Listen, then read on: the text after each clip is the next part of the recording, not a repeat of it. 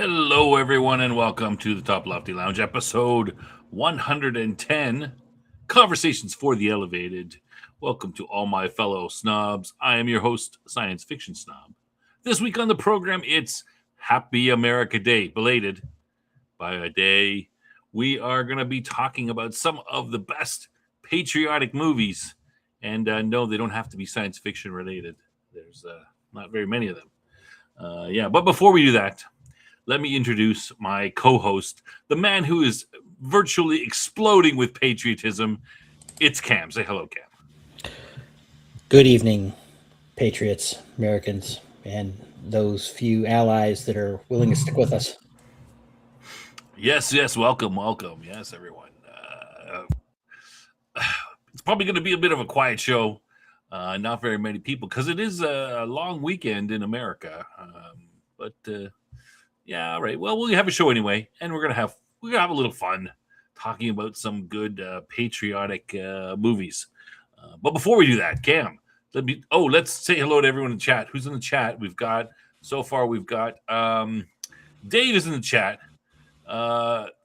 Welcome, Dave. Let me get his thing out there. There we go. Greetings and patriotic salutations. Yes, thank you, Dave. And Weatherman's here with his patriotic migraine. Always with the migraine. Our two stalwart listeners. Our two stalwarts. Yes. We can.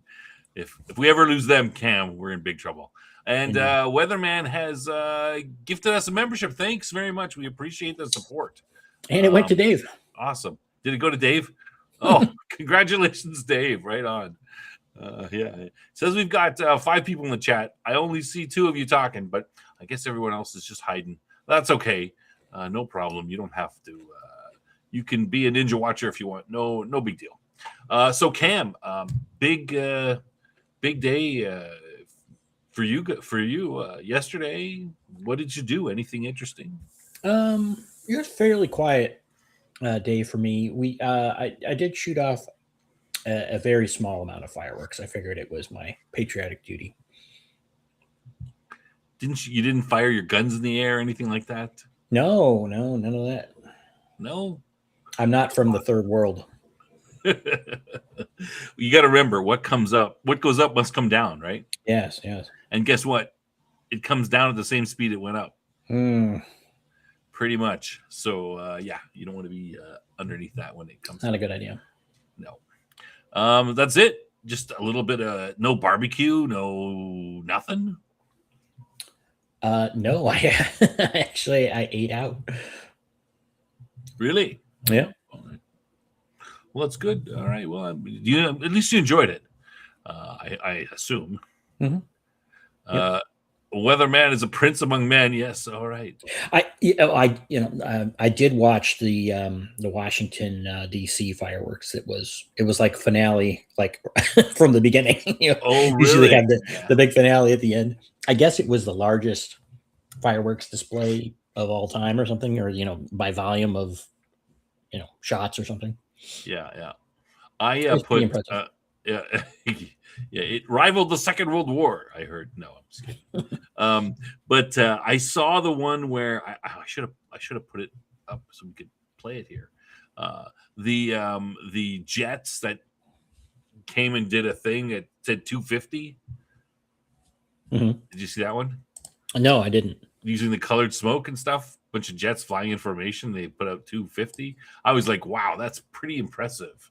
I'm like, whoa, holy moly. At least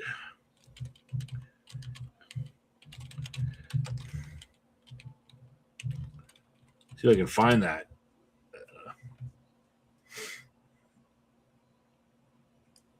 Was it in New York? I don't know. 250 fighter jets. All right. Well, I think that's where it was. I'm not sure. But they came up and they pulled up and did 250. See if anybody in the chat or knows. I thought that's pretty impressive. Maybe it was fake. Maybe AI did it, but I can't believe it. They just did. They had the precise, turning up, turning the things on and off at the right time. Pretty impressive. what I saw. All right. Anyway, okay, that's it. Anything else, Cam? No. Just celebrating quietly. Yeah, that's good. It must have been something to impress me. No, I mean it's pretty. I mean, flying a jet and like they were leaving spaces. It was like 250. They're leaving spaces. Like the numbers are not just right. It's not just a big blob, right? They had to turn them. I'm sure it's probably computer controlled or whatever, but it turned it on and off. And I mean, they're contrails. They're like in the sky. Those things. It's not like drawing on a piece of paper. Weatherman says he had a neighbor fired off an 8-pound cannon for the 4th. Oh, that's pretty big. Nice. Until one day, a big wax wave destroyed his riding mower. A big wax wave. Oh, you mean the wad that you put in, and what came out or something? Destroyed his riding mower. That's great. Awesome. I love those stories. Yeah, awesome. You can't just park a riding mower anywhere. I know for sure, man. Like you don't want to park it downrange of your cannon. I mean, it just makes sense. Just makes sense. All right. Okay. Shall we just jump right into it, Cam? Sure. We're just gonna take it really relaxed. We're just gonna, it's a holiday. People are away, but hey, let's talk about the best patriotic movies. Okay, so what we're gonna do is, Cam gave me some of his favorites.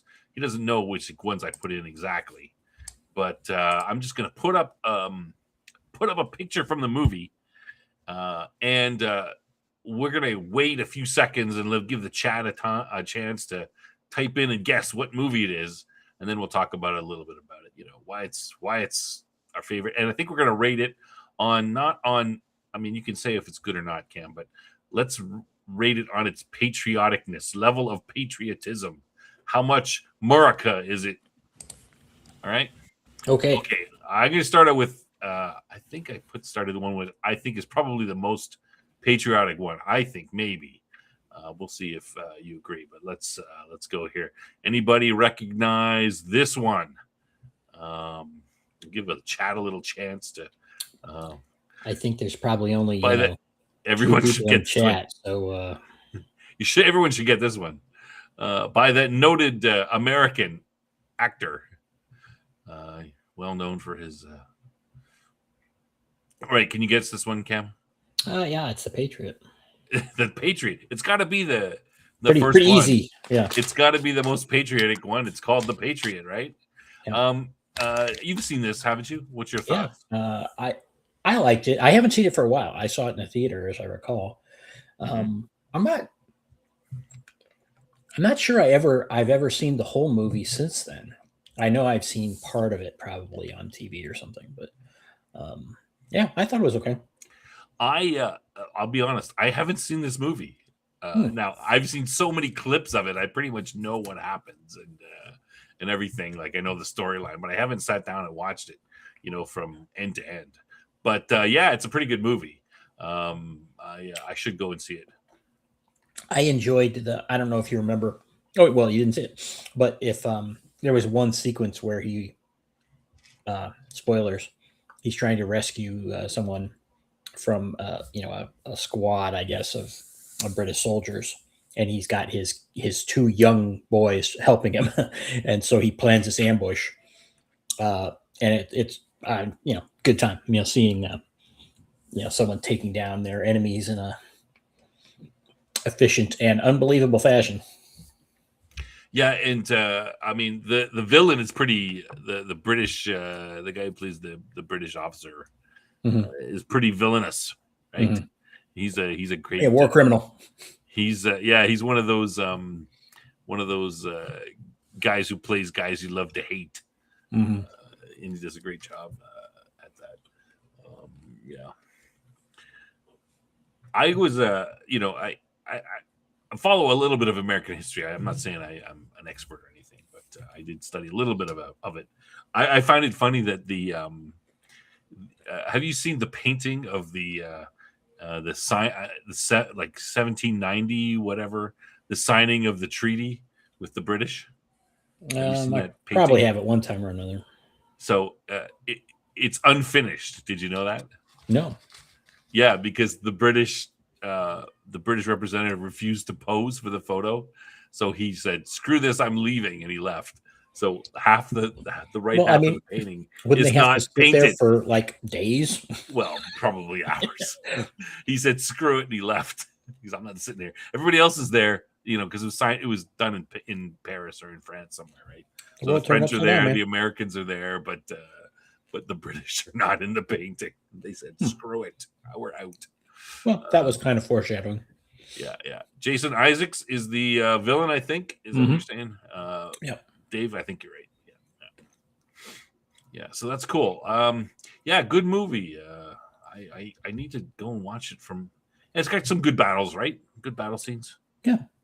Yeah. I mean, I would like to note that the chat is filled with only members. So congratulations, Snob. You have 100% membership. awesome. Mhm. Kick ass. We're kicking ass. All right. Let's. What's You know, number two? I should be drinking a beer right now. Yeah. Well, that was a Coke, but yeah.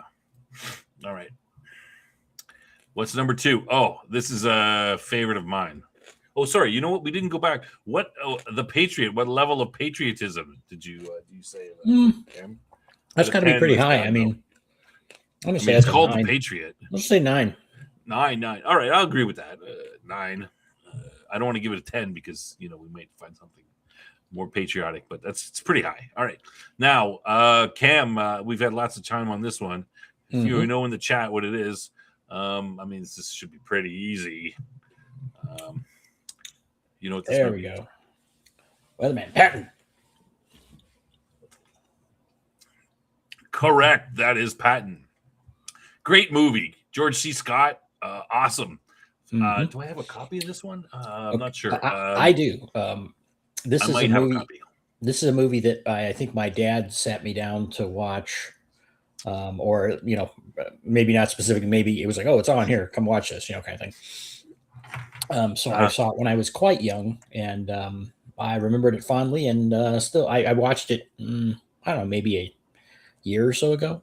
Really, still enjoyed it. Great movie.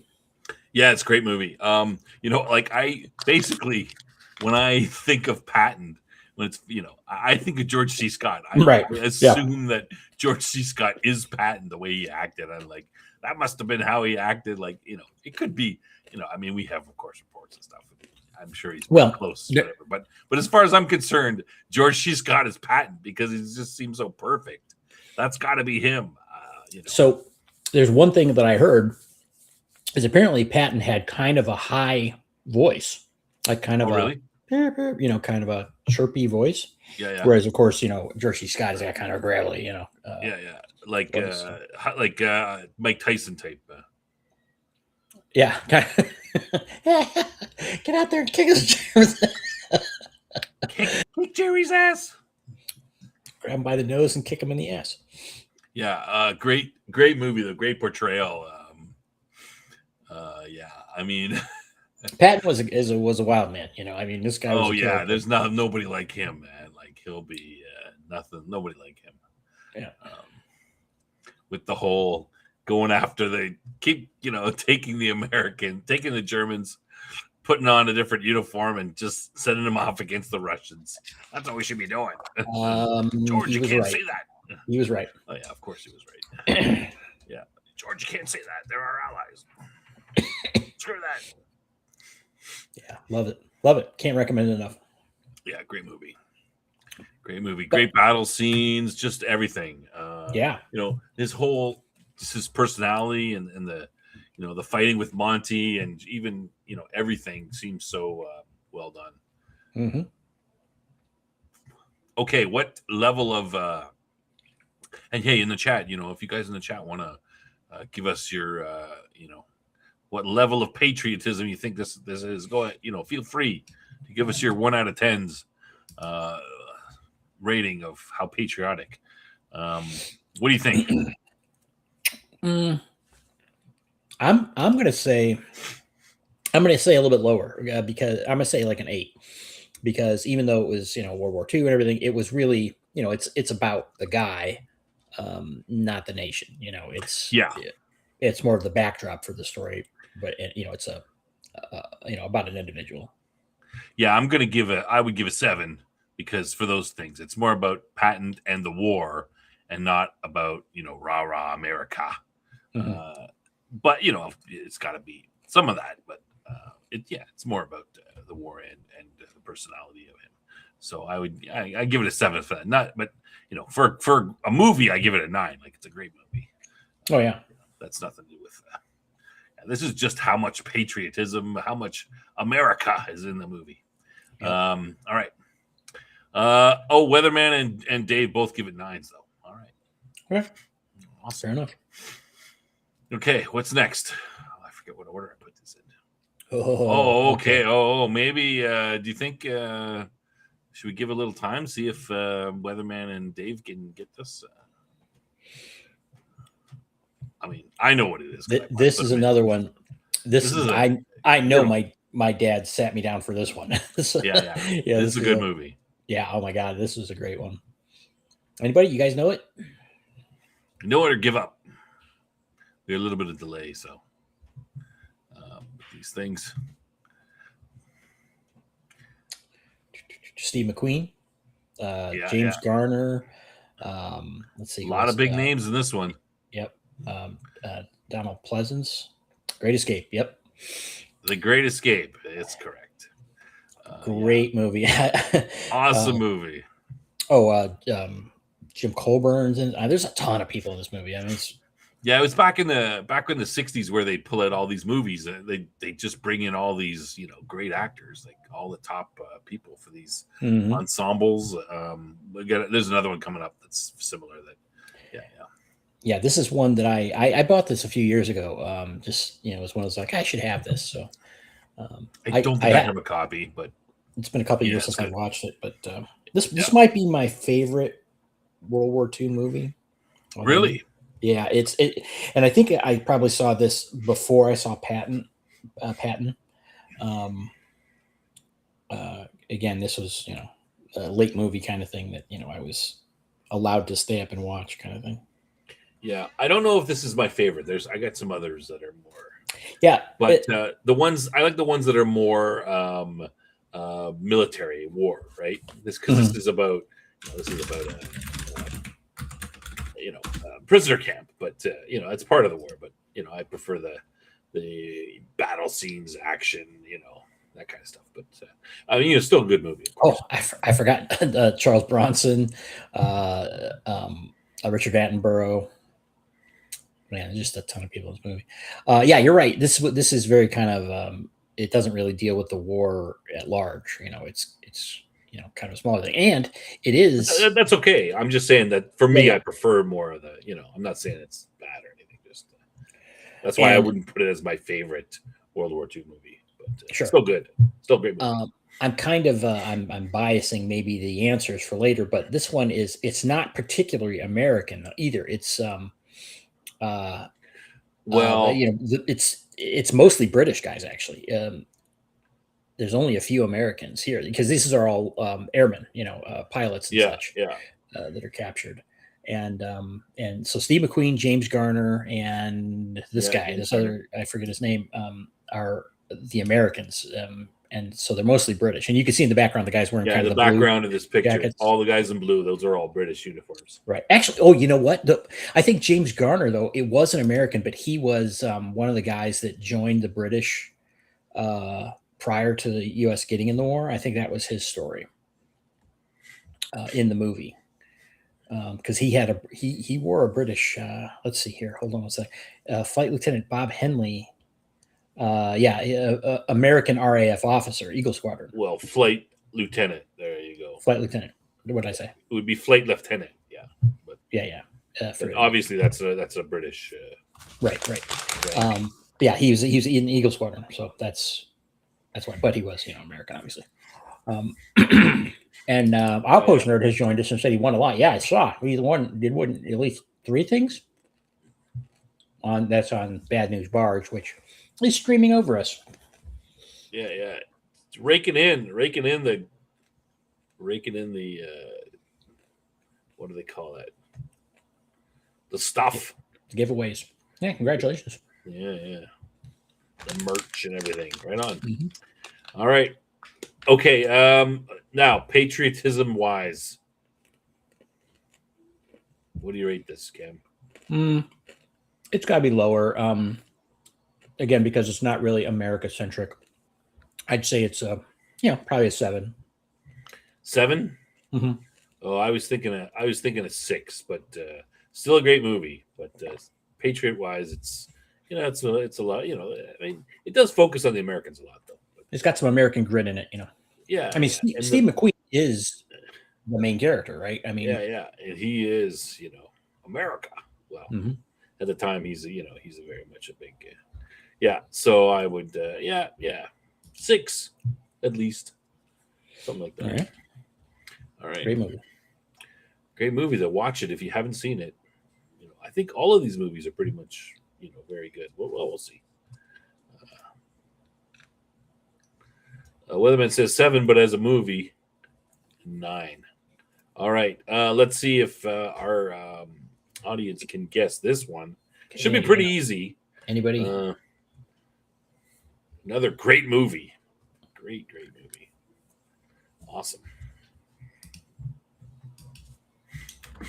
No, I mean that won 7 things on the other stream. Oh, okay, not giving it 7. 7 things. Oh my goodness. 7. Holy crap!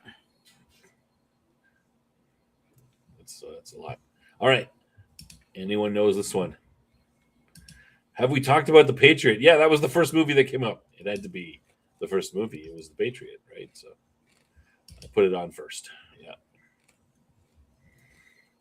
Nobody could guess this one. Oh, everyone's like, no, it's yes. Weatherman and Dave are right. It is Glory, not Kingsbury Glory. What do you think about this one, Cam? Okay, well, I saw this movie literally 20 times in the theater. Really? Yeah, it's the most times I've ever seen a film in the theater. Wow. So yeah, I kind of liked it. I was really like when I first saw it, I was skeptical. Matthew Broderick as a Union colonel in charge of the regiment or whatever, but he did a pretty good job. Yeah, he was well cast for this, I think. Yeah. I've read the book also. Well, the book One Gallant Rush, and I was I don't know if I mentioned this. I was into Civil War reenacting for a time when I was younger, which I'm glad I'm not doing it today. Not that I would discourage someone from doing it necessarily, but it's a pretty miserable. It's a lot of effort, a lot of cost, running around in wool in the middle of summer. So not the most pleasant hobby, but I enjoyed it for the time I did it, I guess. But of course, that was a huge deal. It's the thing you're doing in movie form. Takes a lot of time. Yeah.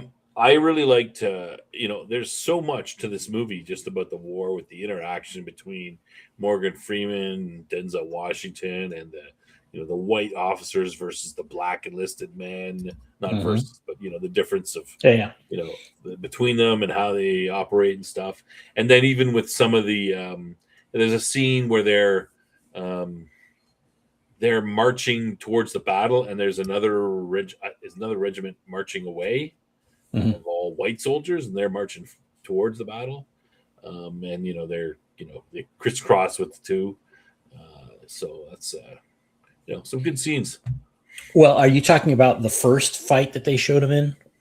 I can't remember which one. It might be their first battle. I can't remember if it was the first or the that one, but probably it was their first or an early one, right? Because they're going into the battle, and then some guys are leaving the battle, right? Yeah. There was right. The first battle scene they were in was a kind of a small, at least their part of it was a kind of a small skirmish, part of a larger battle. But you're right. They kind of came in as a reinforcement for the the other troops that had been battered, and they had it was it was a hand to hand, very close battle, hand to hand combat scene, which was done very well, my opinion. Um, and yeah, really loved it. And then of course, if you haven't seen it, spoilers, they have this, they are the lead attack on a fort. They volunteer. Was Correct. is that Fort Sumter? No, I no, can't no. remember which one. It No, a was different one. James Island, which was unsuccessful ultimately. Yeah, yeah. But it was They, basically to take Charles. It was a part of the campaign against Charleston. Yeah, Um, and they didn't get wiped out, but they got pretty close to it.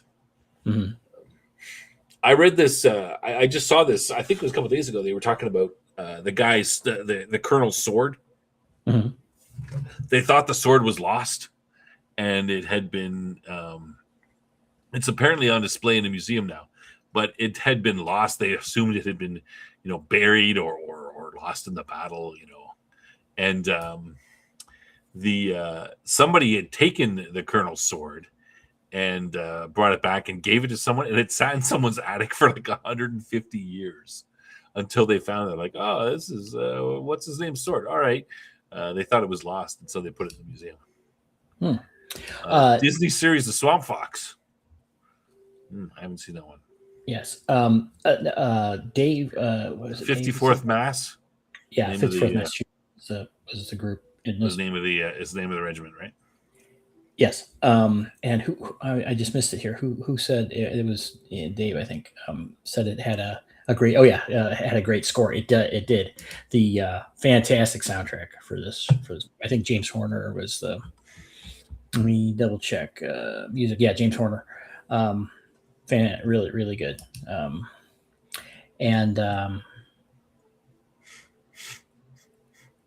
Sorry, I forgot what I was going to say. Anyway, yeah, really, really, really love this movie. Great movie. Oh, I'm sorry. I'm just going to, again, this is another movie with a ton of, Matthew Broderick, Denzel Washington. Denzel Washington won an Academy Award for it, by the way, his best supporting actor. Carrie Ellis, Morgan Freeman, Andre Brower.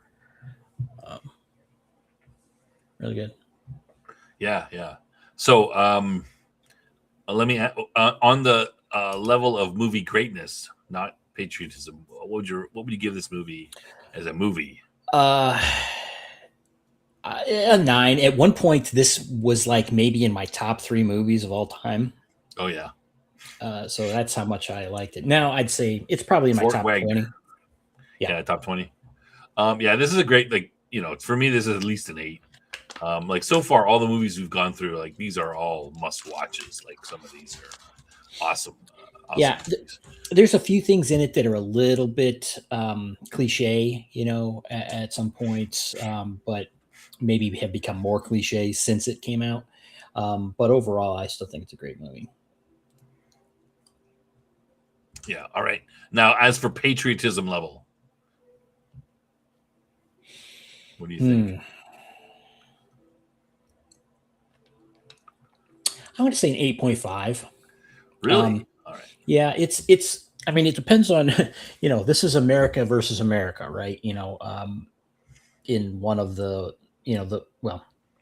I would say obviously the worst conflict for America, given that everyone who died was American. But it's one of those things that had to happen, I guess, because they couldn't work it out otherwise. And it did, I mean, it's kind of, I don't know how other people take it,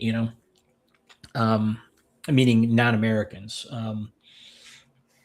There are some people out there like, oh, the Confederacy or whatever. It's like, but well, I guess I should say that. And as part of Civil War reenacting, I was in a union group, but a lot of people were like, oh, it's if you're a Confederate reenactor or something, it's like nobody was like that. You know what I'm saying? It wasn't like they're for the Confederacy. It was these were people that were interested in history, and portraying history accurately. Well, that's that's. I mean, it's stupid saying otherwise. Because are you saying that the guy who plays the evil villain in the latest superhero movie is therefore evil? No. Yeah, I mean, come on. I'm just They're saying that actors. the world has become very stupid, about this kind of thing. Yeah, yeah. It's reenacting. But this is not like reenacting the Civil War, the Revolution War. That's not something you see in Canada very often. It's not. We haven't mentioned 1776, that movie yet. Welcome, Mr. Motos and Hoodall. Yeah, welcome Hoodall and Mr. Motos. Yeah. Okay, so I say this is this to me is a 9. This is like a quintessential American movie, right? Like this is, it's I mean, it is America versus America, but it's got, it's a key point in American history, the Civil War.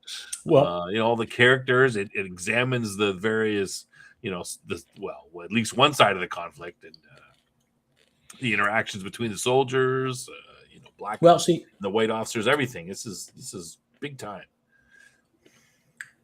The thing about it is, it's very much from a northern perspective, though. Obviously, so yeah, for sure. I could see how that, again, in light of what I just said about reenactors and things, it's easy for a northerner to be like, my side's the good guys and we won, right? Whereas, the South or the Confederacy is very caricatured. It's like, oh, they're just a bunch. It's like none of these people own slaves. You know what I'm saying? I mean, it just wasn't, what they were. The average soldier was not fighting for slavery. I mean, at least not directly. That wasn't their motivation. Well, and it's been parodied into that. And it's not to say I'm not one of these people that says it wasn't about slavery. Well, yeah, it was in large part. I mean, it drove all these other things, but it's really about states' rights. It is, but it's about states' rights. Is it really what the Civil War is about, right? True. The Confederacy believe they didn't want their states' rights trampled on, and one of those was to have slavery, and of course the Northern disagreed. Yeah, while that's true, it's also like, and what's the but if not for slavery, would it have become that issue? It's like, well, I don't know. I mean, there certainly were other elements of it, right? I mean, there definitely were, about banks and monetary policy and all these other things. I mean, tariffs. It's not.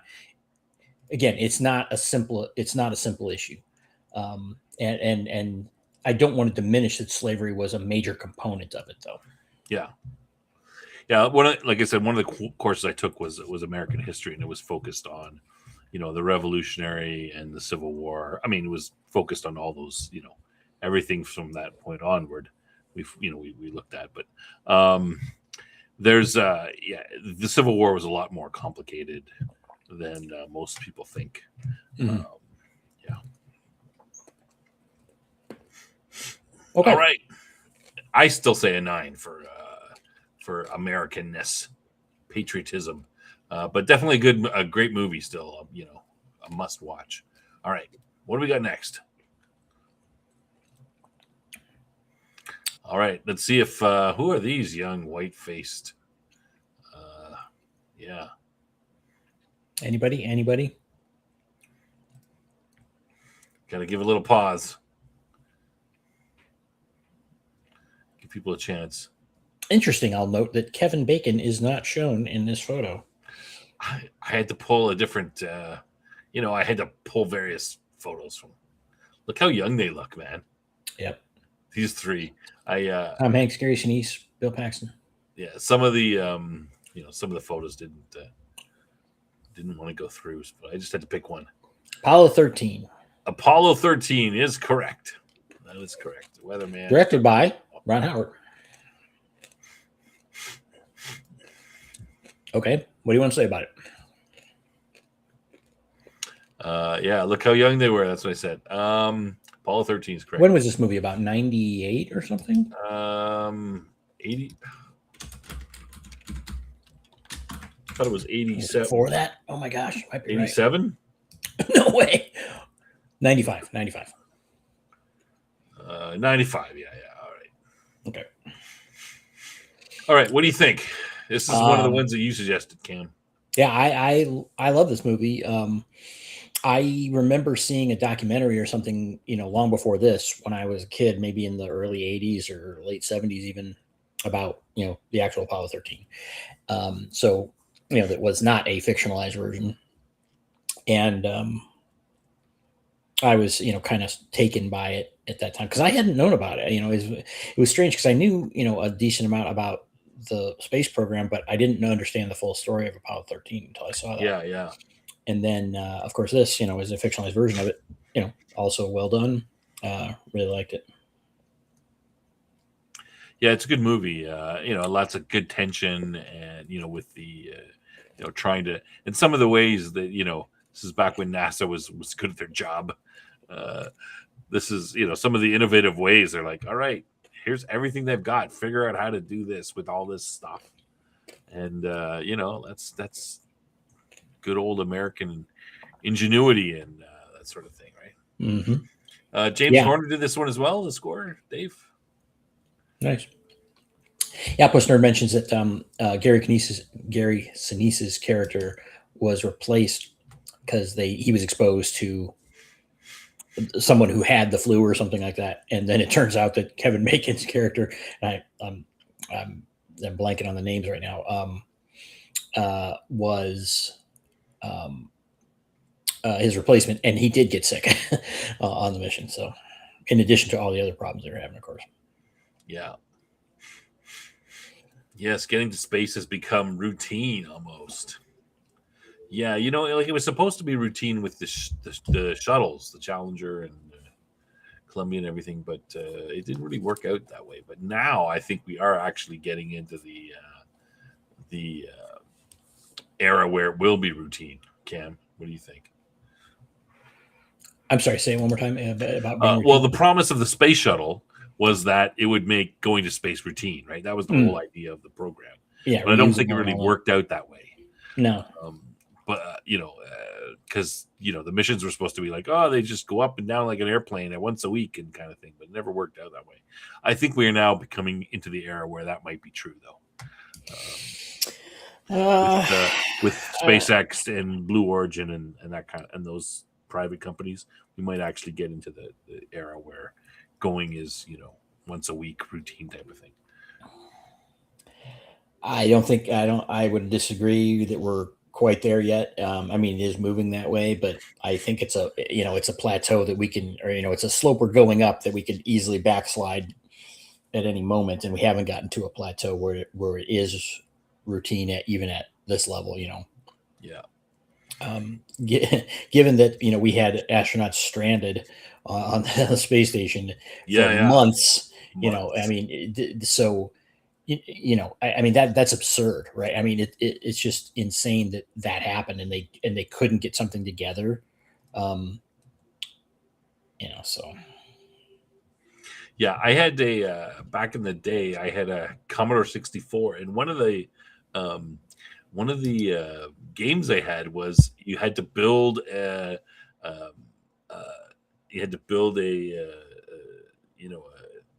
orbit space station, right? And so it was fairly detailed. You had the shuttle, you had to go and you had to fly it up there, and kind of similar to these Kerbal and that kind of these games that are now, but much more basic than that. But it was very interesting. And you have to land the shuttle, and if you don't land it, if you don't keep within the window, first of all, you'd always have damage on the shuttle. Right. Mm-hmm. But because it'd always be the heat shields, it'd have to be like, it goes, 1 or 2 weeks to replace the heat shields every time. And if you screwed up, it would be even more, 4 weeks, even more money. And you had to sort of balance your money, and you had to put up, you'd put up a certain lab, and if you do certain experiments, you'd make a certain amount of money. So you're always trying to, make enough money to pay for. And then of course, every time you had to fix a shuttle, that's more money down the tubes. But it just kind of demonstrated to me that the space shuttle was not the space bus that it was supposed to be. Well, Weatherman points out, says weather has to be near perfect for launch. Yeah, that's true, but that's also an indication of how rudimentary and fragile our Yeah. systems are. I mean, we're just not there to like, oh, I'm just going to take off anytime I want. We just can't do it, and maybe we'll never be able to do that. Or I mean, this is uh, an order of magnitude of technology before we can do something like that. We're still kind of wallowing in the same. I don't know. I think sort of thing. we're a little closer for sure, but yeah. I mean, the point is to make it cheaper, right? Like you got to make it cheaper. Mhm. So that's the real. Yeah. Yeah, I mean, All right. SpaceX and such is doing a ton. I mean, they are really pushing things forward. Yeah, they're pushing it. We're all, we grew up in sci-fi, right? I mean, we're in the world of sci-fi where real space travel is very much different, from fictional space travel. So I wish it wasn't. All right, how patriotic? My personal rating for this, I'm going to say this is like a 9 because to me, Really? yeah, the space program is patriotism to me, right? I mean, it's one of the only things that I look at for government programs. I'm like, yep, don't mind spending money on that. It is like the pinnacle. It's like the greatest thing that we've done. I mean, in terms of humanity's development. I mean, leaving the planet is one of these steps to future existence, and we've done it. And it was very much an American effort built out of competition with our adversaries. That's what gave it the juice. Yeah. Well, Weatherman, I can't make a base on the Mars. We're talking about Mars. On the Yeah, moon, I always wondered about Musk for that. I mean, doesn't it make sense to put a base on the moon first? But Musk. Well, he's even backed off on that though. He's kind of changed his tune on that. Yeah.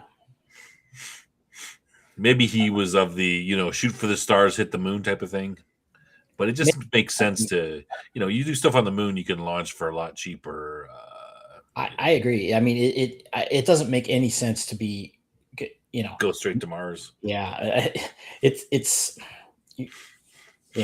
Mars is a whole different thing, and I mean, I think we do have the technology to be doing substantial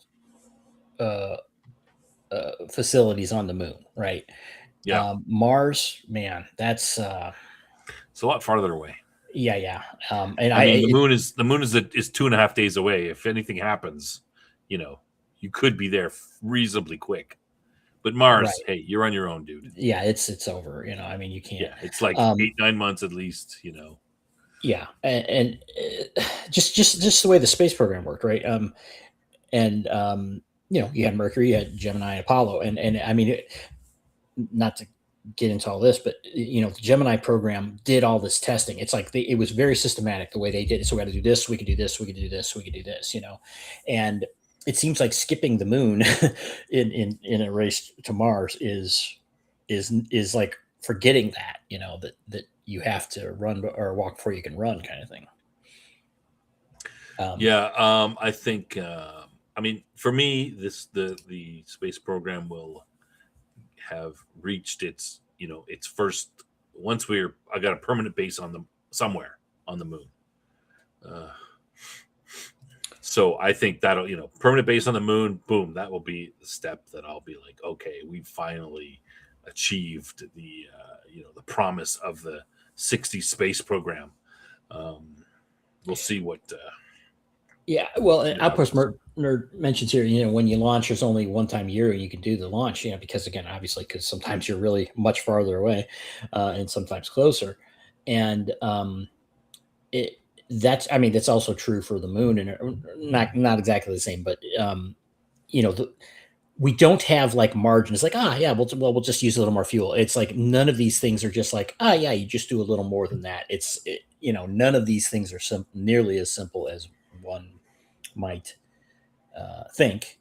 But the thing about the Mars thing that's really, have you heard about like the Mars cycler? Because of the way that the orbits work, is basically you can have a ship that's constantly going back and forth between the two because of their relative positions.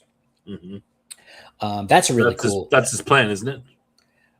I'm sure it's part of it. I don't know what his plan is. Musk's you're talking about.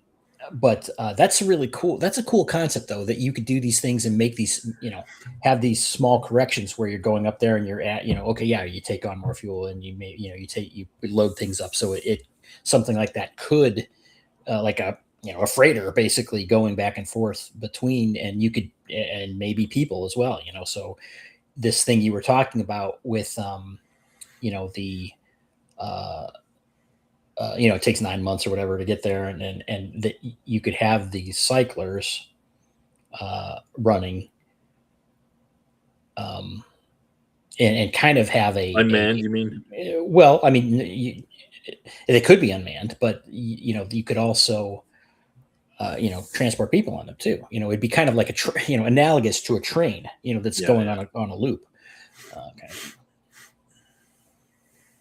So, yeah, fuel you burn fuel and you break orbit and use inertia to go the rest of the way until you stop in orbit. Yes.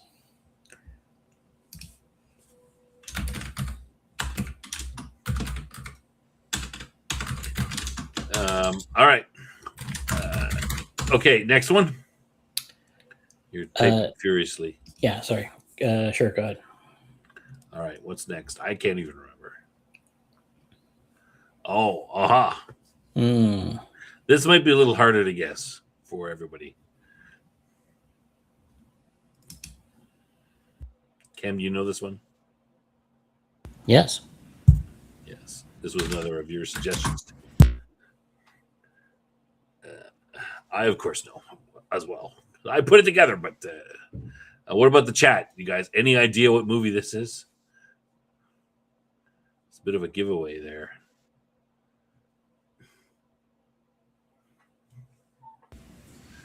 Cam types like he hates his keyboard. Yes, he does. He moves away. All right, we got some coming in. Yeah, they got it. Miracle on the Ice. It's called Miracle, but it is Miracle. But yes, it's Miracle the story of Miracle on Ice. Yeah. And what is the story of? This is the story of the 1980 U.S. Olympic hockey team. And defeating the filthy Russians. They came in third? No. Oh, no. Gold, baby. Gold. And they beat the dirty Russians?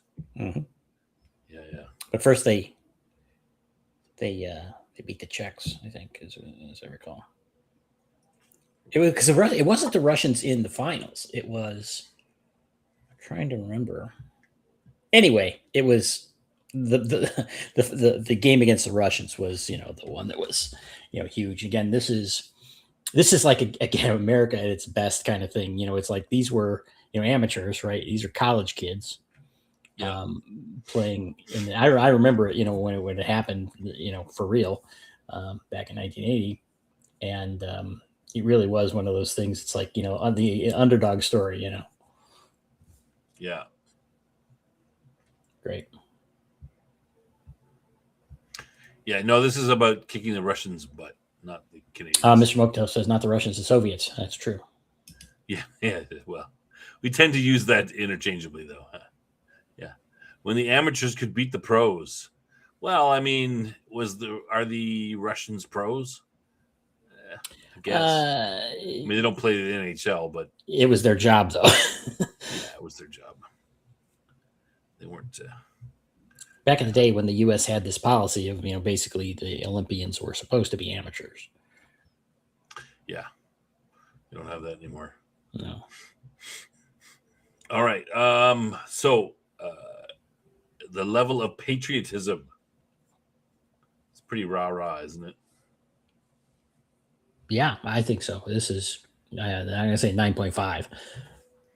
Pretty high. Yeah, I would agree. It's pretty high. Yeah, the Russians are expected to win. Yeah, the Russians are pretty good at hockey. That's all they do. And it's kind of a miracle, right? Came from behind, and it was because you guys, it was in this. This was the the 1980 Winter Olympics. Was this in America?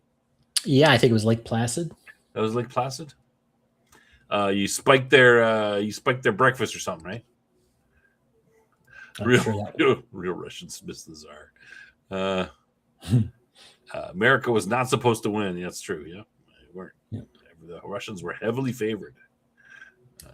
Outpost gives it a 9. Dave an 8 for patriotism.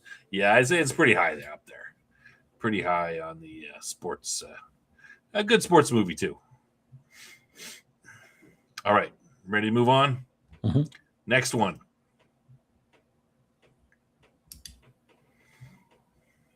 Okay, this should be pretty easy.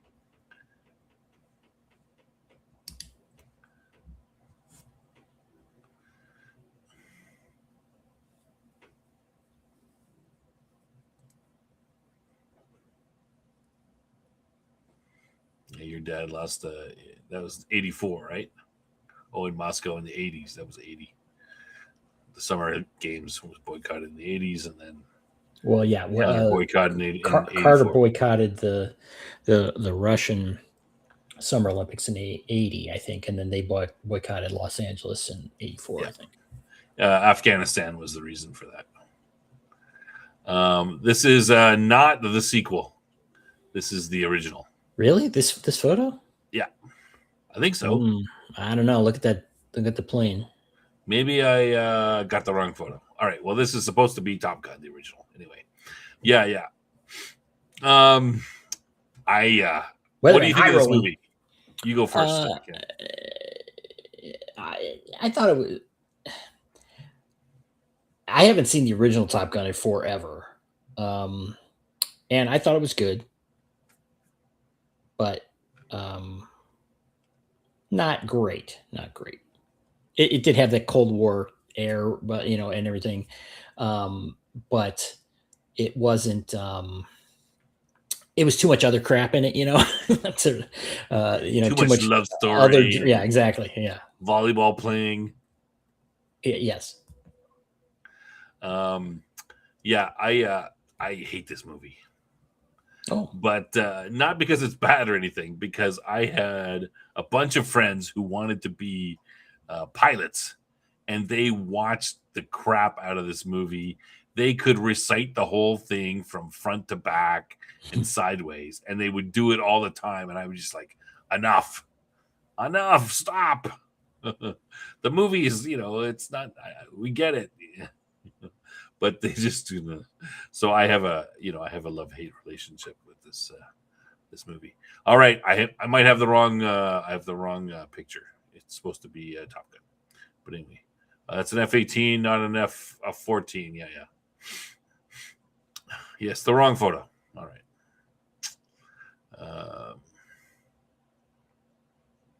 Yeah, so that's my my feeling of the movie. But I mean, I'm not saying it's a bad movie, but and it's a pretty fairly high on the American the rah America scale. Cam does not have a need for speed. Yes. Oh, God damn. It's pretty cheesy, right? I mean, my buddies would sing. Yeah, would try to sing that "You've Got That Love and Feeling." I'd be like, "Oh, guys, come on! Everybody knows it's from the movie. You're done. Stop being gay." Yeah, stop it. Okay, I'm gonna give this a 7 because it does have that Cold War stuff behind it, but that's the best I can do. Yeah, I mean, not a bad movie, but I would agree about a 6 or a 7 for the American, the patriotism. Yeah, it's fairly, it's fairly patriotic. Some good flight scenes and stuff. Nothing ever like that in the movies, especially the landing, the carrier landing and stuff like that. Nothing about like that you've ever seen before in the movie until that time. So that was some, some good camera work and stuff. But yeah, I mean, it's kind of, the story of the pilot, his girlfriend, that kind of stuff. Mm-hmm. I don't miss that at all. They probably would have done that. I mean, like, no, come on, guys. The sequel gave us Jennifer again. I haven't actually seen Top Gun Maverick. I have it on the PVR. I guess I should watch it. I thought it was a good movie, but I thought it also seemed it seemed almost like an alternate history or something. It's like, who is this other country that has superior planes to us? It's like, what's this about? Um, it seemed The kind of Russians. All right. not today. Not in Yeah, today's world. this movie boosted recruitment. I bet it did. Yeah. Everybody comes in. I want to fly airplanes. You can just imagine the poor recruiters like, okay, buddy, what's that? You're wearing glasses? Oh, forget it. Yeah. All right. Let's move on. Next one. Okay, this is pretty easy. You guys should be able to get. I just watched this yesterday. Oh, did you? Mhm. You watched this as part of your thing? Yeah. What do you think about the movie overall? Like, Okay. rating the movie. I Like have itself. rated Winter Soldier as my favorite of the MCU movies. Yeah, I would Um, agree. Winter and Soldier. I mean, well, obviously this one's, Captain America: First Avenger. Yeah, I I think liked it's pretty easy. I liked this one. When I saw it, I was like, okay, great, cool. And then when I saw the other one, I liked Winter Soldier more. And I kind of left this one behind. I didn't dislike it or anything, but it wasn't one that I wanted to watch, more and more.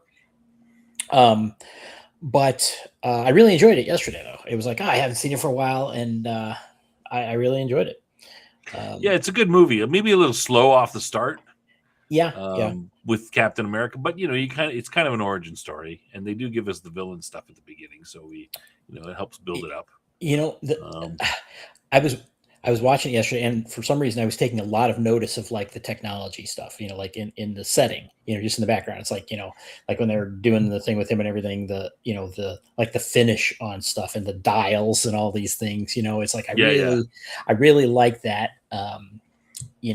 Retro tech stuff, and of course, they have some other like non-real technology stuff, especially with Hydra and everything.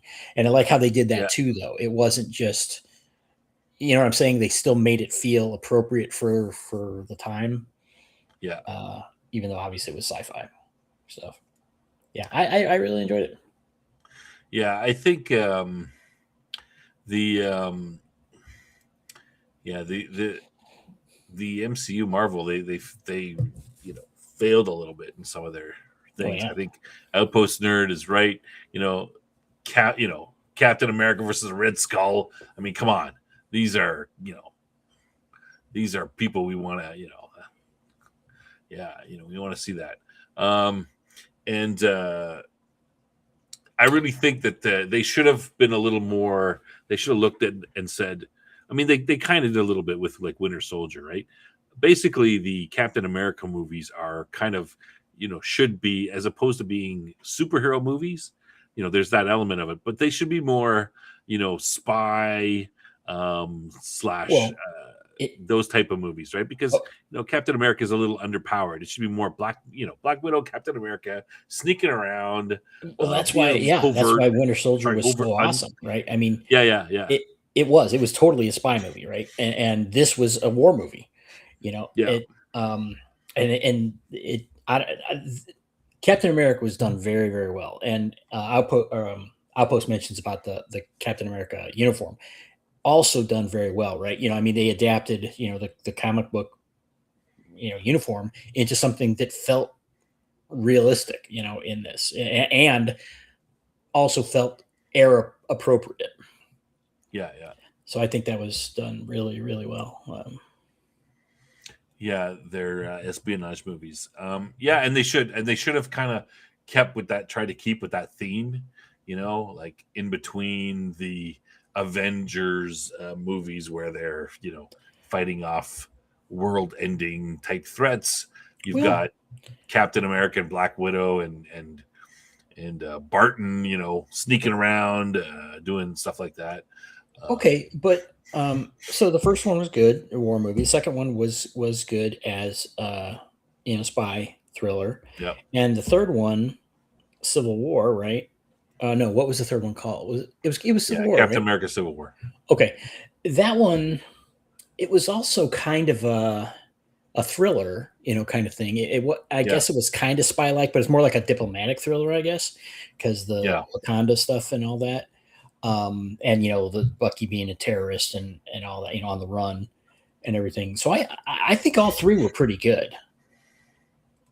You didn't think you yeah. thought No, it I didn't agree. maintain that? Okay, Yeah, you're there's some of saying the better. you're saying There's some of the other. better MCU movies. Are you Are the saying you Captain wish Americas? other movies besides the Captain America ones were more like that? No, no, that they should have focused more on that with, Captain America. Have then pushed this sort of the hey, we've got these superhero Avengers movies where they fight Galactus and Thanos and all these real big, giant.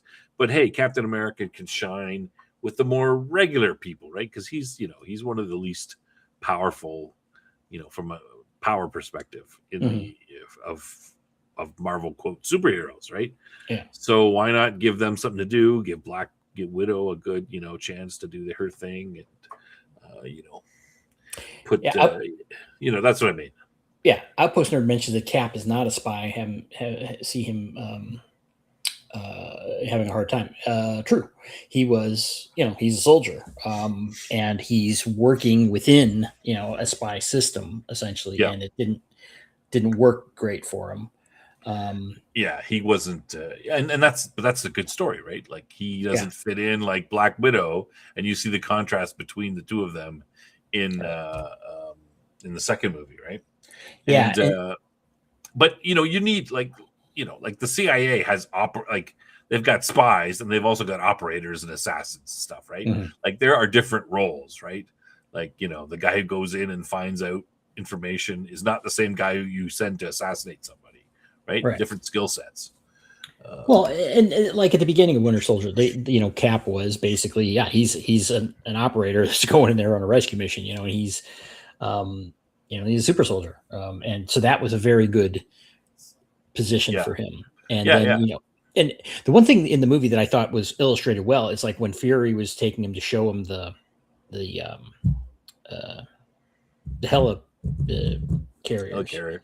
Yeah, is that it's like he didn't have clearance for that. It's like, yeah, he's not. You think, oh, Captain America, he's whatever. It's like, no, he's two. He was like a clearance 8 or something, I think, and Fury's a 10. It's like he's not a need to know guy. yeah. Or Well, he is a need to know guy.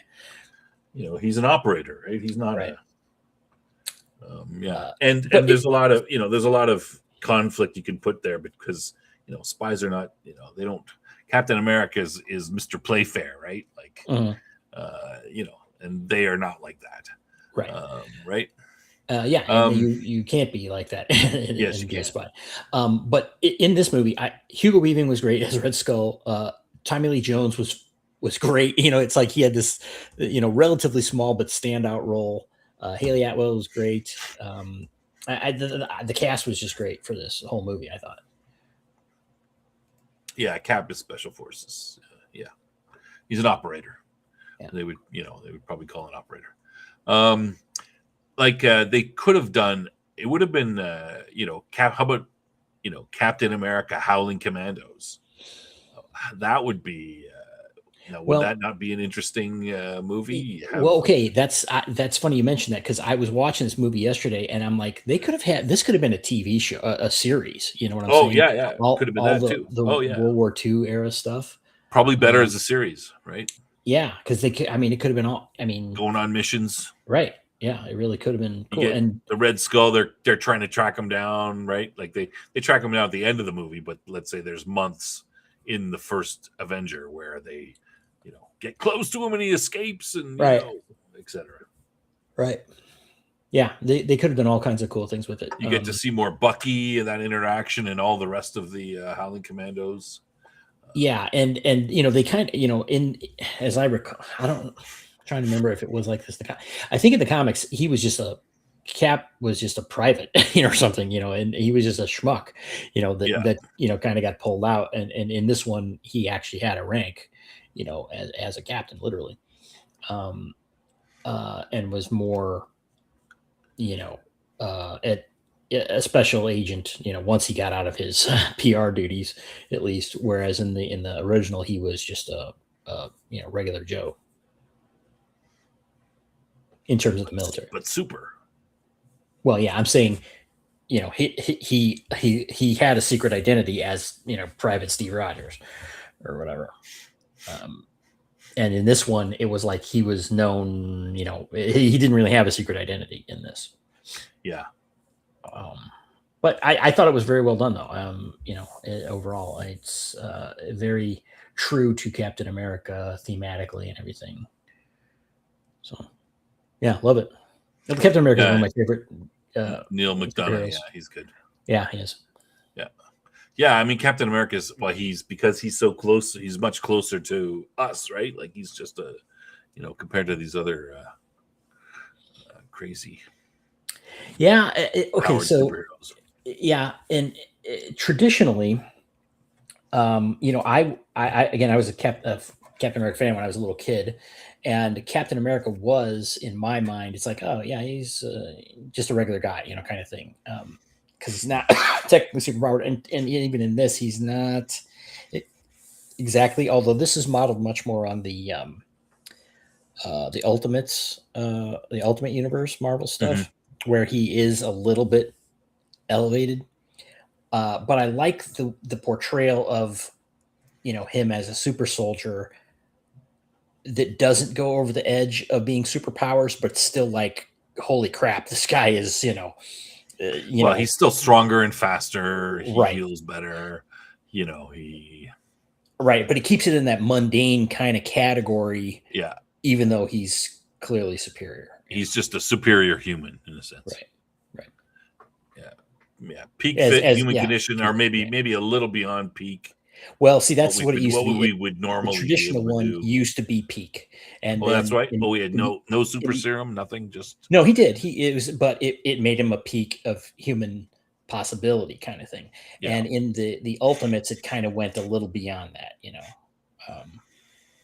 where he's bordering on supernatural at least. Like his strength was more than a human could lift, yeah, kind of thing, but not a ton more. It was anyway. And again, the fight scenes in these things are done pretty well. The Winter Soldier has some great fight scenes. Really love it. Yeah, even my younger daughter, when I mentioned a few months ago, we were going through all the Marvel movies, right, up to Endgame. And then after that, I'm like, we watched a few after that, but she lost interest. Part of it was I'm like, you just watched the best stuff. Everything else is downhill. And then we watched a few, and she's like, oh, okay, I agree. Even she liked, Winter Soldier and thought, it was a very good movie. And like, oh, this is one of the best movies.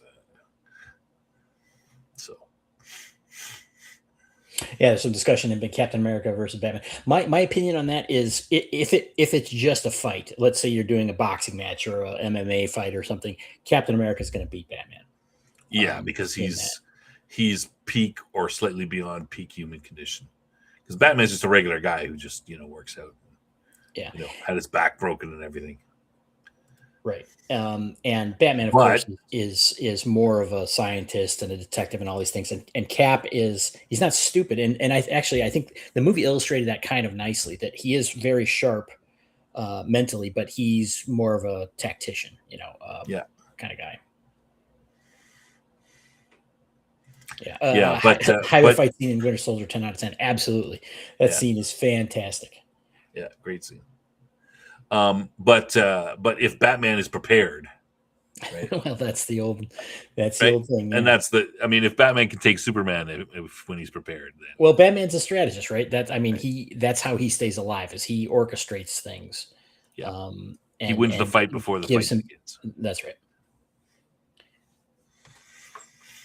All right, so Americanness of what's the patriotism rating? This is a 9.5. Pretty high. Yeah.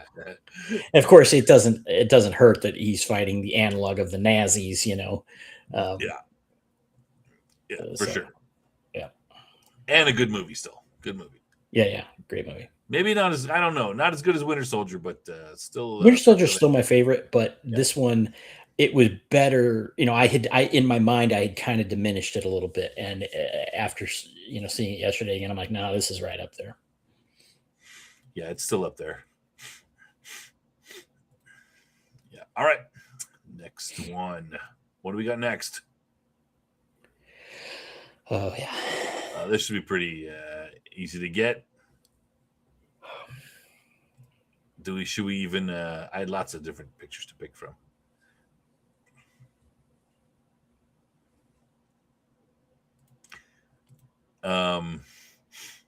You know this one, right? You got this, Cam, right off the bat. Yeah. I think the chat will get it pretty easy. Should we even? Sure. Let's just we're just getting. Should we get onto it? Yep. Chat. This is probably an easy one. Yeah. Saving Private Ryan. Yes. Your thoughts about this one? The opening scene has got to put it up there. I mean, it's. I don't know. I can't say if it's realistic. I've never been in combat like that, but it seemed awfully realistic. Very gritty and brutal. So that alone makes it a great war movie. It hits you like a ton of bricks, man, at the beginning, right? Like Yep. it just hammers the first 30 minutes. They just hammer it into you. Yep. Yeah. Yes, Houdal's correct. Saving Goodwill Hunting. Exactly. I have overall, just talking about this movie, I have mixed feelings about this movie. Okay. Because it's kind of right. So it's Spielberg, right? But why can't Spielberg make a movie like this? Is World War II, right? There's a lot, some Americans have this sort of like, oh, war is bad, and oh, we, this little bit of an embarrassment about America, going around and swinging its dick around and right. But I don't think you should so much. But this, I mean, of the times to go swinging around, I mean, of all the wars ever fought, I mean, World War II is the most moral war you could think of, right? I mean, pick one. Tell me one that's not as moral or that's more moral than this war.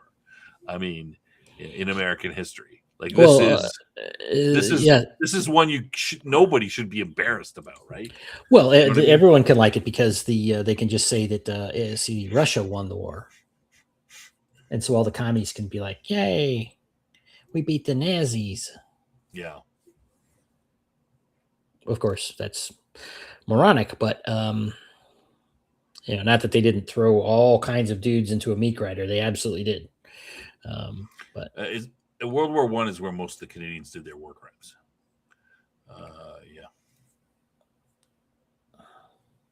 Yeah. Okay. So what do we want to say about this one? Yeah. I mean, it's just like, I mean, of all the war movies, this is the most moral war. But yet, Outpost Nerd says no. He says you're stupid. Oh, okay. But yet Spielberg he can't just, do a story about the war and hey, this war is moral and this is a good fight. We're stopping the evil Nazis from doing this, bad things. We're saving the world. We're for freedom, et cetera, et cetera. It's got to be framed as a story to go, quote, save this guy because all of his other brothers died. You know what I mean? Like it always struck me as a little bit strange. Like we've got, I mean, directors sometimes do this because they want to have a small story in there to, to show, to be able to get the characterization through, etc. But it just seems of all the wars, this is the most moral one. Why can't you just celebrate the fact that, hey, these people sacrificed for freedom? We can't do that. No, it's got to be, they have to sacrifice to pull this kid out of the war. I see what you're saying. It seems a little bit, why can't we just, I always thought that was strange about the movie. Yeah, they wanted to have this World War II is moral. I think so.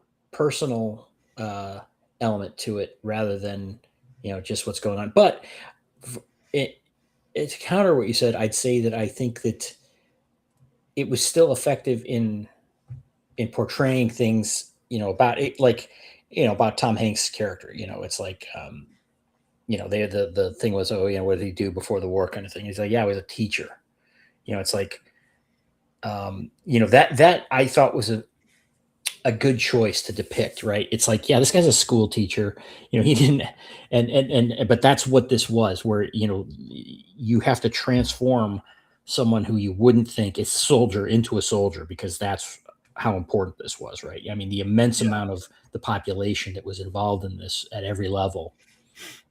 Um, you know, I like that. Now, I do agree, though, that I don't think that it needed to be, oh, this mission is about this one guy and da da da. It's like, I mean, it was fine, but I don't see it as an either or kind of thing. I don't think it detracted from the overall stuff that you're talking about. But if you see that if you see the movies right after, and one is coming up, right, closer to after the war is finished, they are not, they're movies about the war, right? They're not, they don't have to sort of hide themselves and say, oh, well, we're saving this guy because all of his brothers died. Why can't, as opposed to just saying, hey, the war, we fought the war. This is what happened. And it was, it was a good thing that we did do it. Outpost Nerd said World War II is when America became a superpower. I would disagree. It's when it became undeniable, I'd say. But yeah, post World War One is really the turning. World War One, in my opinion, is a neglected part of history in the United States. World War One is really what changed the world, far more than World War II.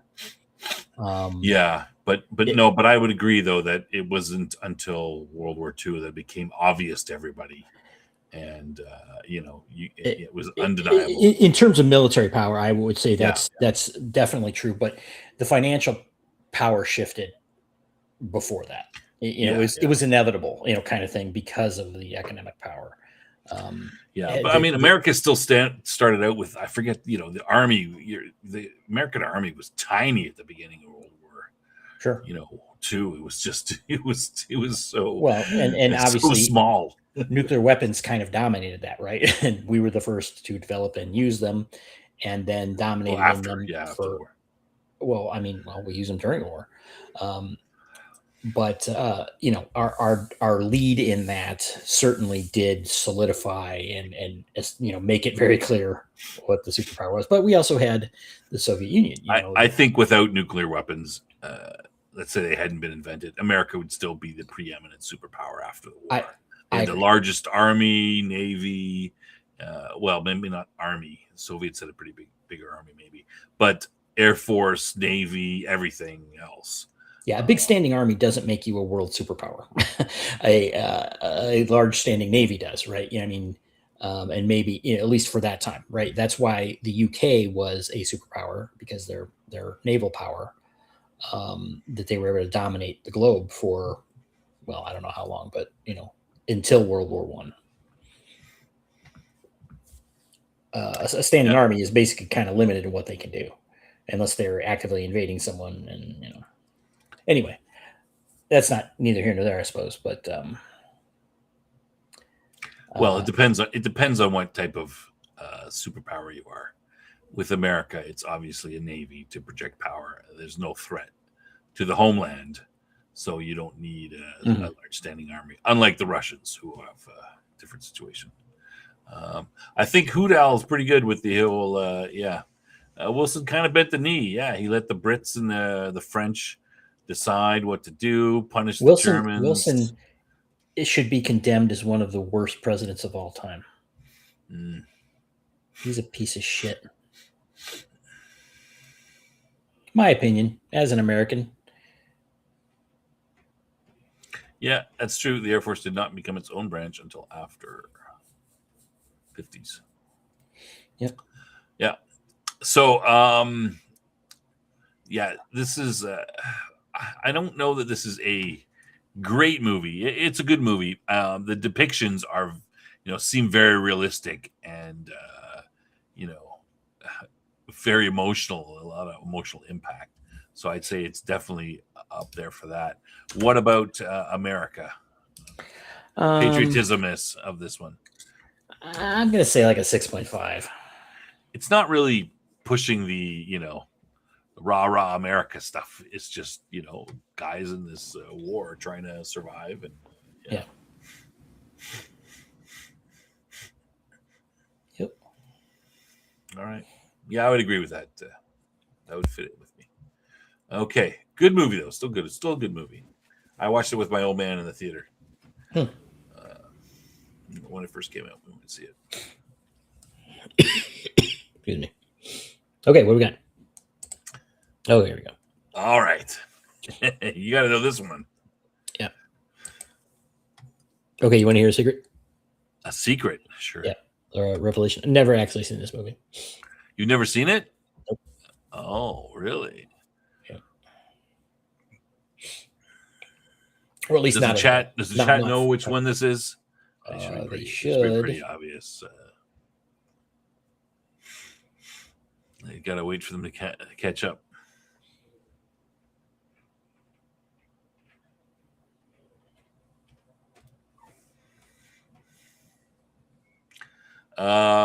Weatherman, you are close, but incorrect. Unfortunately, not correct. It is Rocky IV. Rocky IV. Rocky IV.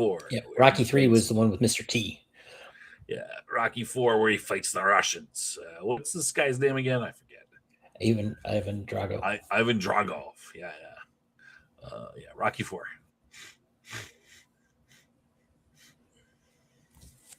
Mr. Milktoast, got to disagree with you. Everything that's wrong with the country, not everything, many of the things wrong with the country today are rooted in Woodrow Wilson's manipulations. But that's for another topic, I suppose. Spaceballs, Rocky League of Nations was a failure. Yeah. I missed break you.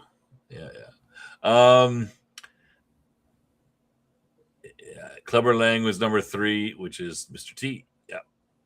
If he dies, he dies. Well, sometimes they die. Patriot levels of patriotism, patrioticness in this one. Well, not having seen it, but knowing what it's about, I gotta say that it's pretty high. It's literally American going to Russia or the Soviet wrapping Union. in the flag, the whole thing. Yeah, this got to be a 9+. Yeah, this has got to be pretty high. Hearts of Fire is better training song than Eye of the Tiger.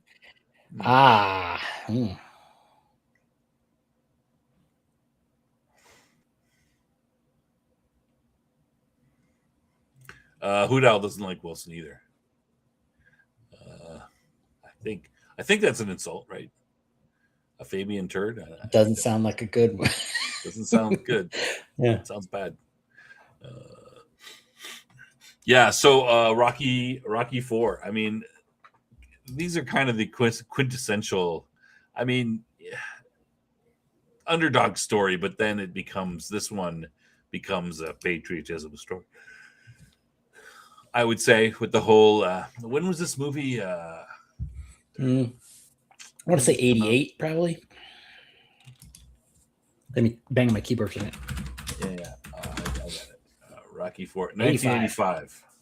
So this is kind of height of the Cold War. Maybe a little. They start the movie. It takes 2 years to make a movie. So if it comes out in 95, it's being made in 85. It's coming out 83. So Reagan is president. Haven't got Gorbachev yet.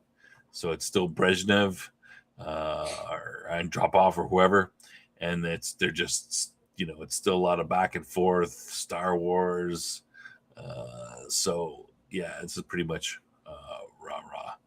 Oh, sorry. Just let me cut in for a second. Hoodal mentions here about the Transformers. I think I might have mentioned it before that they're having, this is the 40th anniversary of Transformers, the movie, the animated classic.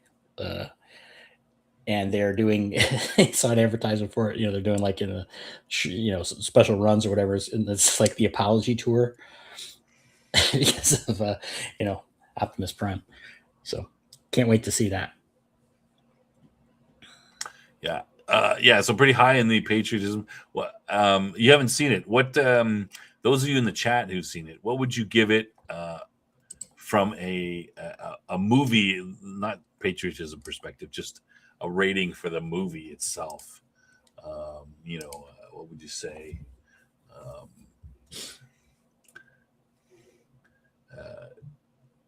IMDb gives it a 6.9 out of 10. If you trust them, I find they're a little bit closer usually than Tomatoes. So, not 6.9, not great, average. 84 and released it in 95. Yeah. So, height of the Cold War type stuff. 9 out of 10 for, is that patriotismness or for just overall? I mean, I think, probably around 7 out of 10 is probably right for the movie. But patriotism, yeah, probably in the 9. Rocky won the Cold War. Yeah. He beat the crap out of, yeah. Movie 7, patriotism 9. What would you say, Cam? 9.5 for patriotism? Yeah, I said 9. All right, yeah, you said 9.5. Oh, it's your favorite Rocky movie. Oh, yeah. All right. Okay, let's get near the end. A couple more, 5 more ish. What about this one?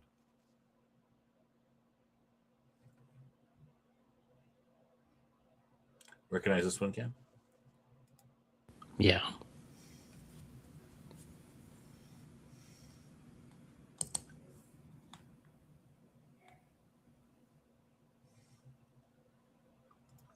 You got to have it. Anybody in the chat can guess this one? You got to have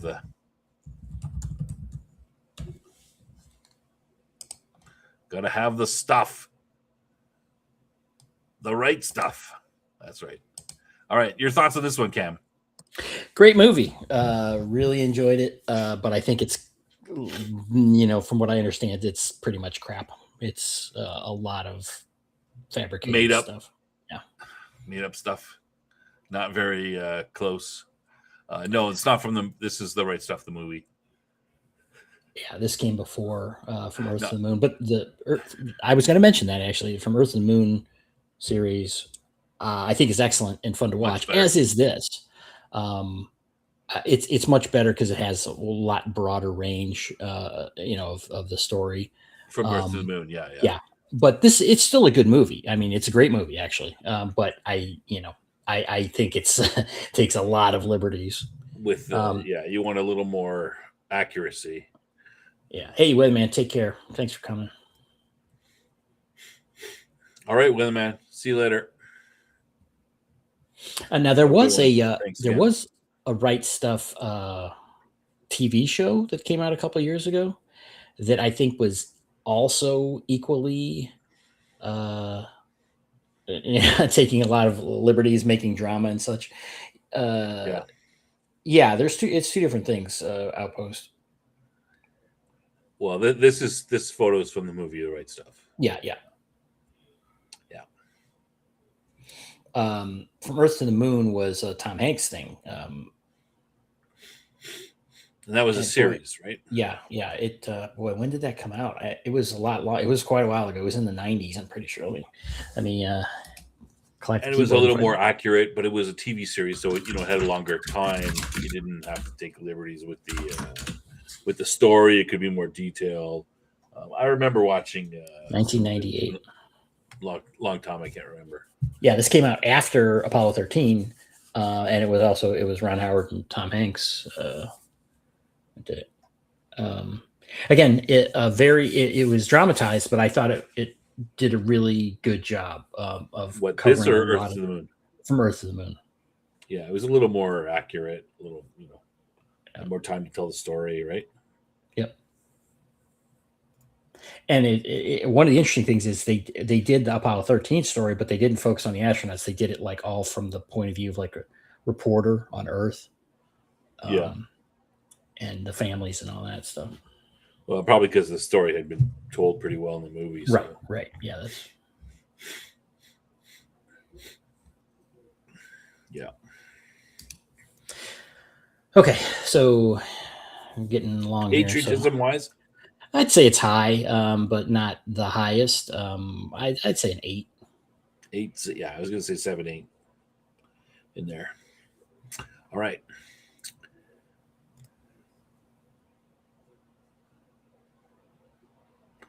All right. Now this is a little bit of a more. I mean, I think you should get this one, but a little bit more of a difficult photo. Not the obvious photos that you take. You got this one, Cam. Mm-hmm.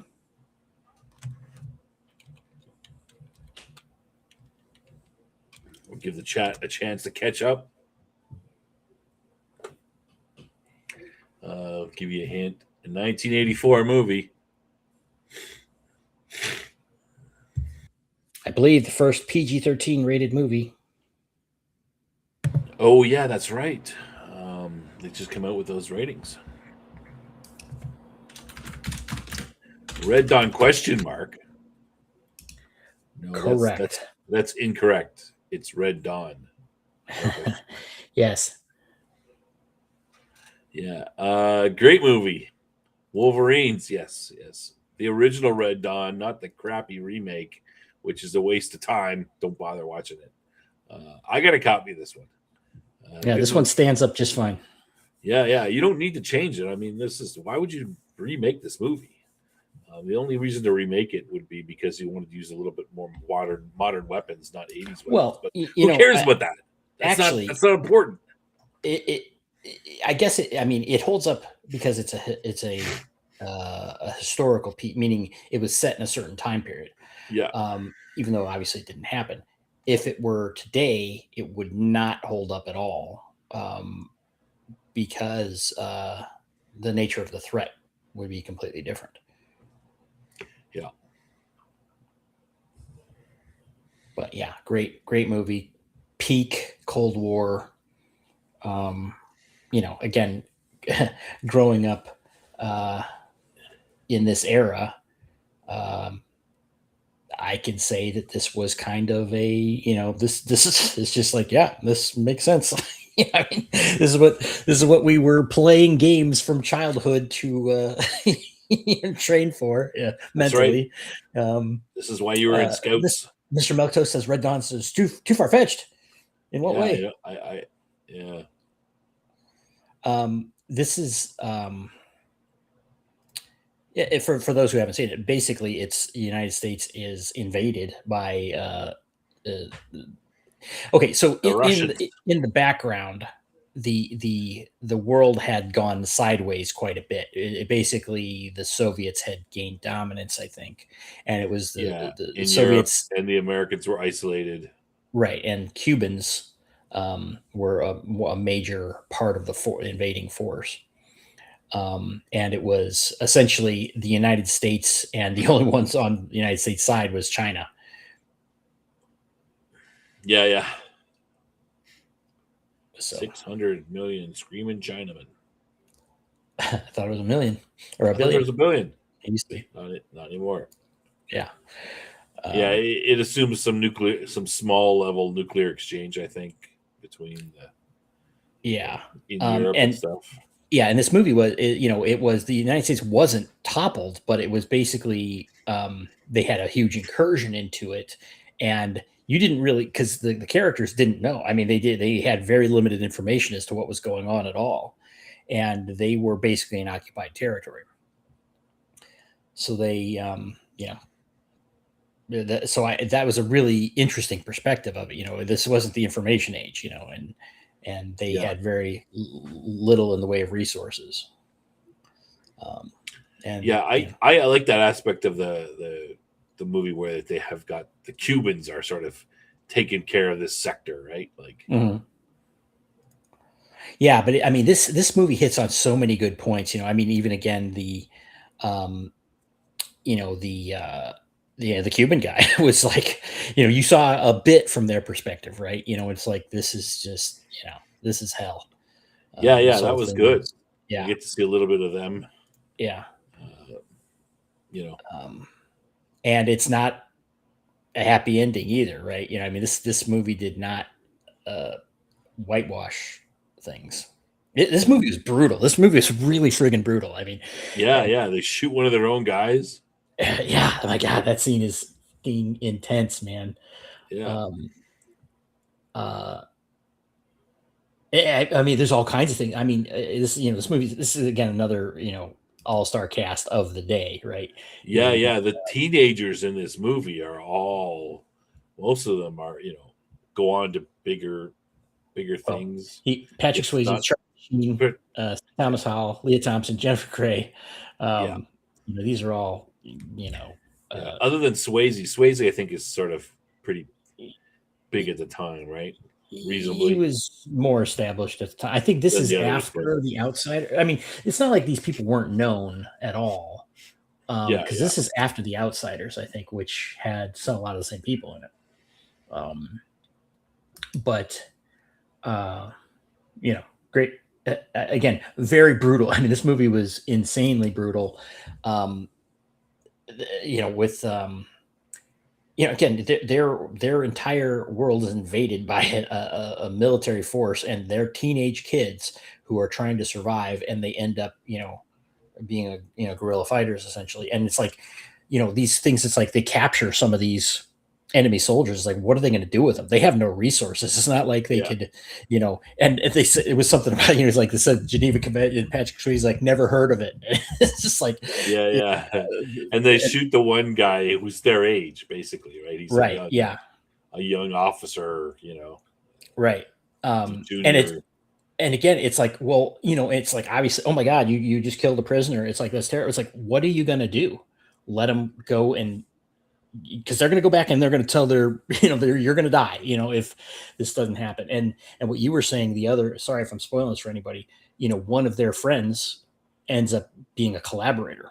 Kind of got pushed into it. I mean, this is not like they're the very beginning of the movie. They see a bunch of civilians executed, Right. right? Yeah. They're literally just gunning people down in the streets. They see their father shot, right?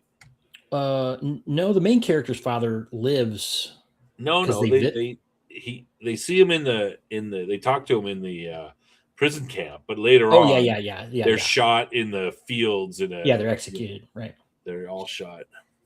And one of the interesting points is when they came in. What did they do? Do you remember this? When the foreigners came in and took over the town. Oh yeah, yeah. Go ahead. No, you do it because Well, you're they went and got the records of who were gun owners yeah, and rounded all of them up yep. and then executed them eventually. Um,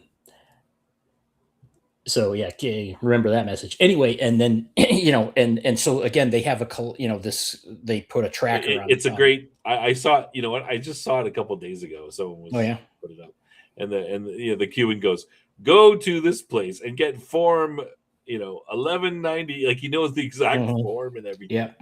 And then bring them over here. We'll go through them. And, yeah. Yeah. That Which that was was who's the character? It's not. I'm trying to think who played the crazy kid. Was that Brad Savage? Danny's the kid who goes over. Like his parents are shot. All of his family's killed, and he just I he thought just that becomes. Was that Danny or was that well, okay, so Daryl? Patrick Swayze and Charlie Sheen were brothers, right? Yeah, yeah. Okay, I think it was C. Thomas Howell's was the Is one that Robert? got real cold-blooded about it. He's because his whole family's dead and he just doesn't care anymore and he's just becomes a killing machine. Yeah. I can't remember and which of the. And again, they show this, the different characters and how they, change and deal with this, and the scene I was going to talk, I forgot the guy's name, the student council guy whose dad was a collaborator. Yeah, his dad's the And mayor or something. yeah, and he got like captured or something. He like went into town or something. He's the got one who captured. gets captured. Yeah. Right. And then, they find out basically he had a tracker on him and, was basically having them all, so they could be captured or killed. And they find this out, and then Yeah. they kill him. It's like, this is friggin' brutal, man. I mean, this is. But again, what are you gonna do? It's like, he knows everywhere they were, everything they do, their tactics and everything. You let him go, he's gonna expose that, and he's already betrayed them. Um, but I mean, man, I just imagine that if you're in that situation. Daryl is the one. Yeah. Daryl is the character that his father. Yeah. Anyway, so yeah. Okay, rating. For Americanness, patriotism. Mm-hmm. I mean, it's a fight against the dirty commies. I mean, This is a. Go ahead. What do you got? this is classic, classic Cold War, early, mid to early '80s stuff. 9. This is a 12. 12. This is as much as you get. This is as patriotic as you get. Fight the dirty commies. What absolutely could be more American than that? I would expect nothing less from an American Gen Xer. This is exactly what you should have in the mindset of doing and being if your country is invaded by foreigners. At 12, all right. Well, let me put that a different way: enemies, foreign or domestic. Right. Yeah, absolutely. At 12. Okay. At the same time, being the most horrific situation you could be in. Also, I don't want to glamorize it at all. Yeah. This was a very eclectic list. We got 3 more, I think. 3, 4 okay. more, 3. All right. Yeah. Well, I pick what I want. Actually, these are mostly Cam suggestions. Because you're not an American. I can read. I've seen most of these movies. All right, this one. Now, I have not seen this one. Of course, I know of it. I've heard of it. There's a hint. It's in black and white, everyone. So it's an older movie. Yeah. Anyone? This might be a little bit more difficult. I'm sure. I know Cam knows this one.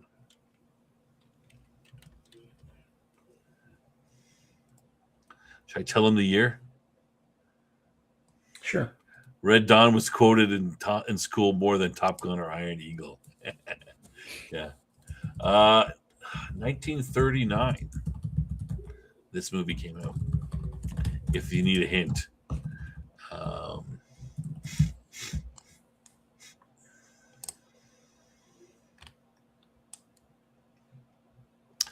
Oh, look at this. Mr. Smith Goes to Washington. All right. So, Cam, why is this Jimmy Stewart, James? Why is this one an American patriotic movie? What's it about? Well, okay. The long story short, this is about political machinations of politicians who rope in this a non-political guy, right? A normal guy, average citizen, right? To basically be their puppet, and he doesn't have those sensibilities, right? So he is a fish out of water. He doesn't know how to play the game. He doesn't do things properly, right? And just he's the original Trump. Well, except he doesn't. He didn't have any motivation coming in. He was basically appointed to be the senator from I forget what state it was from, but to be a senator, and he's like a Boy Scout leader or something. He has a staff provided him, and the other senator from the state is like a big shot. And he's like, right, he's basically to be his puppet, and so the guy's like, oh sure, he's nice to him and everything. It's like, oh yeah, and so he has a staff provided him, and he's like, he doesn't know how any of this works, and so he's like, well, I should, he gets into some kind of tangle with like a reporter and like punches him out or whatever. There are all these reporters and they smear him or whatever. He goes around and he just like finds him and like punches him out, which is a great thing because it's like you don't do that, this isn't the kind of thing that you do to somebody, and you you deal with it, right?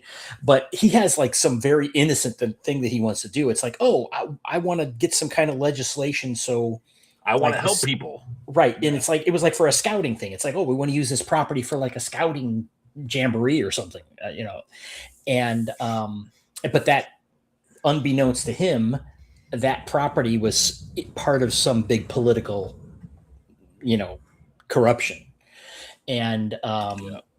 and so he gets tied up in this thing, and he doesn't even understand why it is, and he's so basically he's standing up against the powers that be. Yeah. And and then it's about the operative thing here is basically it's about the Senate filibuster, in the old style version. So it's the kind of the one party state idea in a sense. They didn't call it that. The whole political class versus the regular people, and how they become. I mean, he doesn't become that, but I mean, even in 1939, right? We were still talking about those same things. Yeah, right. And so it really wasn't a party thing. It's like the elites versus the one party state sort of. Right. And so he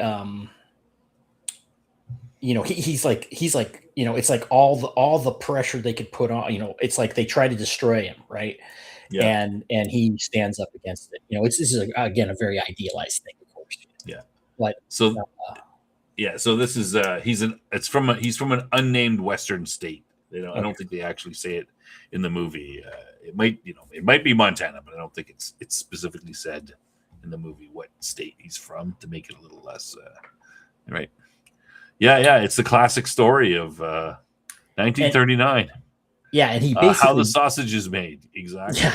Yeah, but he one of the things I really like about it, he basically breaks the other senator, the guy that's trying to run the Silver Fox or whatever they call it, the senior senator. Yeah. And so it's a feel good kind of thing, highly idealized, of course, but a great message, kind of the people versus the powerful. Yeah. Patriotism wise, what does it get? I'm going to say it's like a 9. I mean, and this is, I would agree. This is a quintessential American story as well, right? The fact that, I mean, America is all about the people, right? Power to the people, we the people, and it gets thrown out when the machine starts running, and this is the kind of try to reset things in a sense. Political abuse of power versus informed citizens saying no, or in this case, I mean, a citizen who starts out uninformed, I think, but then becomes informed when he finds out, hey, what are these guys up to? What's going on, right? Mm-hmm. But I would agree. I mean, this movie, you could what's portrayed in this, in this kind of idealized form is exactly, I think, what's, people can believe happens on a daily basis of somebody that goes, is elected and then how they're corrupted. Yeah. Just get pulled into the machine. I mean, this movie is, almost 90 years old, right? 80 something. 1939. 87, 86, 87 years old. When the political class of two different countries don't like it, it must be doing something right. Yeah. All right. This is a kind of a very quintessential American movie. Yeah, I would agree. Okay, I think we got now 3 more. Okay, this is probably my favorite. Bridge Too Far is pretty good too. One of my favorite World War II movies. Cam, do you know this one? I don't think this was one of yours. No. This was I put this one. Do you recognize it? No. You don't really? No, I've never seen it. Come on, I put the Duke in there. It's pretty. You've never seen it? Mm-mm. No, you've seen it. No. All right. but you don't know which movie this is. No. All right, I'm going to give the chat a little bit of chance to catch up. I think they'll get this one. It's pretty fairly obvious. Oh, nobody's jumping out. Nobody wants to take a guess. Hoot Owl would know this one. Come on. He's just tell us. You don't know this one. It's The Longest Day. Almost that 3-hour epic of World War II. Everybody who's anybody at the time is in the movie.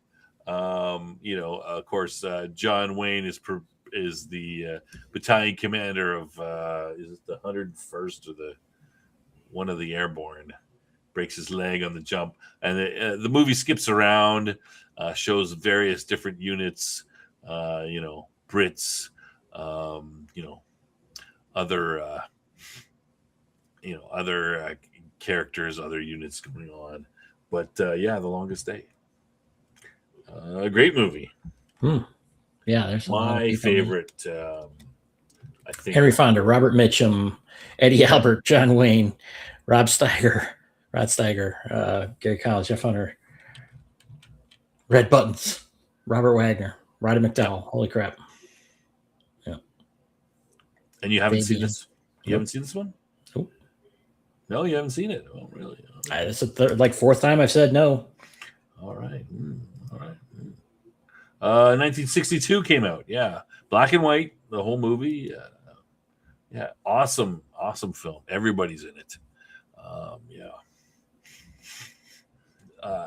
This is the quintessential movie of the D-Day invasion. I think, going over all kinds of different aspects, even some of the Germans, yelling at the only two German fighters that are still left. They strafe the beach and then they go, okay, well, we're done. You don't got nothing else. We're out. Great movie.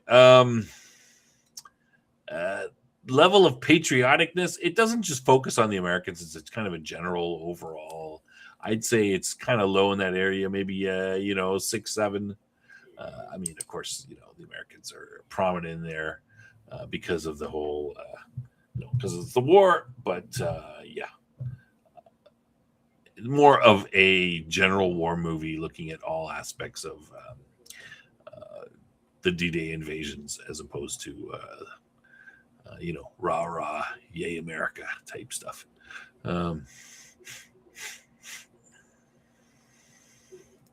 Richard Burton staring at a dead German soldier with curious boots. Yeah.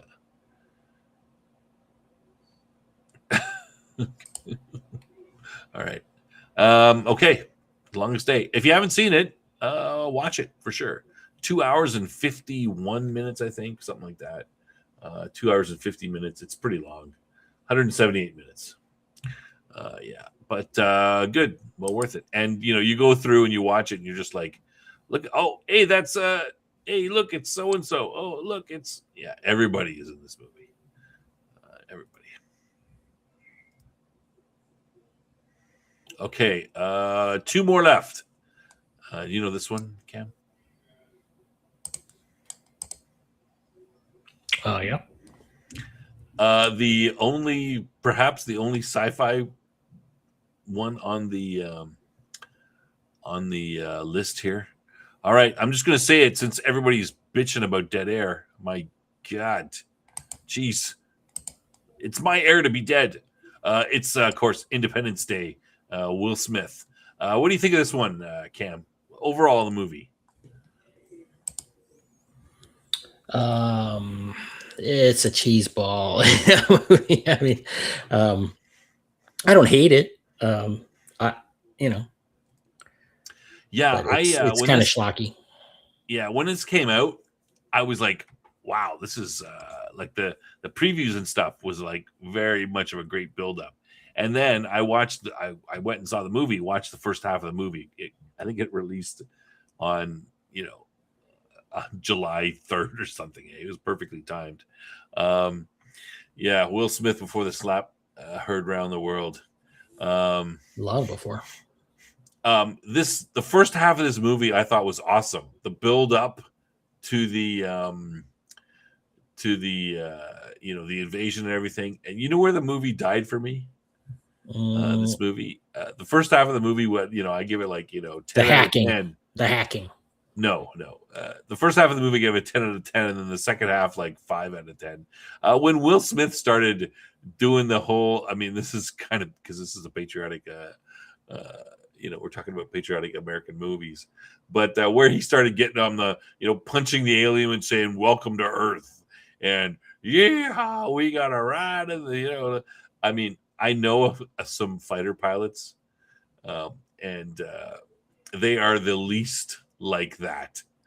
They are the most, very logical and anally retentive and quiet people you've ever seen, right? Because they're running this $25 million machine and everything's got to be perfect, and they're like checking they're like computers when it comes to that. They're the least emotional people you ever see. They're not rah rah and yeehaw type stuff. They're the least like that. But anyway, that's where the movie died for me, where Will Smith came on this scene and started punching aliens and yelling at his buddy.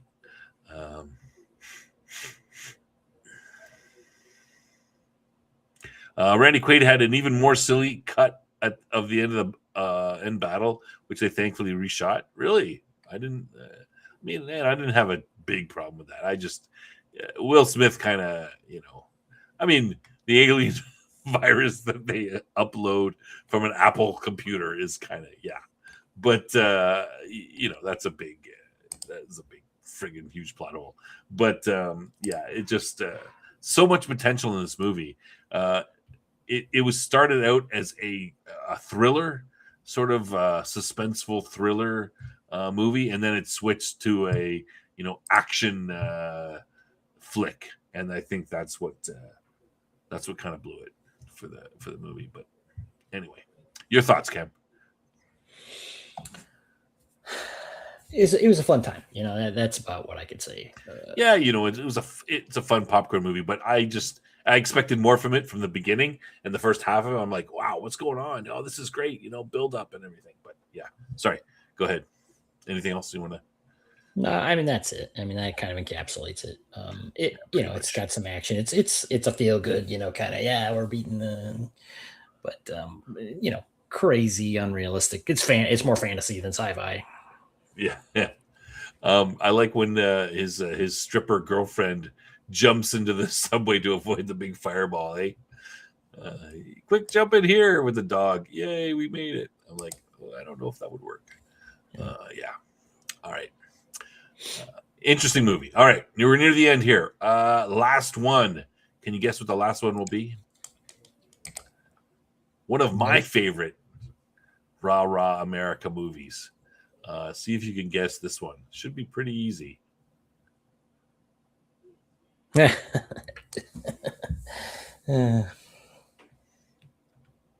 know this one, Cam? Yeah. You sure? Pretty sure. All right, what is it? Team America? Team America World Police. Don't get the name right. Come on, man. Team America World Police. Mm-hmm. This is this is one of my favorite. It's pretty hilarious. They take they take the piss out of America a little bit to Parker and Stone. So it's a little bit rough, but have you seen the I made the mistake of getting the uncensored version of this. Have you seen the uncensored version? I'm not sure I have. No, don't watch it. It's just, the jokes, the various jokes that are pretty gross and disgusting. They just go like they turn it up to 11, and you're just like, oh, I did not want to see that. I did not want to see a bunch of puppets doing that. I thought it was pretty bad in the theaters. Yeah, Durka, Jihad Durka. Matt Damon. Yeah, everybody got that. 1776. I did not put 1776 on the list. There was a lot I had to choose. I had to choose from various ones, but yeah, this is the last one. Your thoughts on this movie, Cam? I thought it was pretty funny at the time, but it's not something I'm going to watch again. No. I prefer. I specifically like the America song. Yeah. and of course when in the second act, when things are not going so well, they do the same song, but it's just slower and kind of like depressing. America, like I thought that was a pretty good a pretty good joke. It is a little bit Mr. Miltos doesn't like it. It's a little bit there's some they go a little bit overboard with the disgusting stuff, but I'm like, all right, well, I have to look beyond that. But yeah,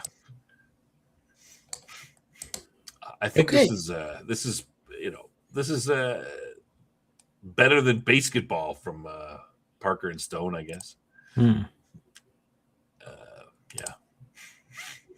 Yeah, bringing back these old time puppets. Come on, man, you gotta say, yeah, that's good. All right.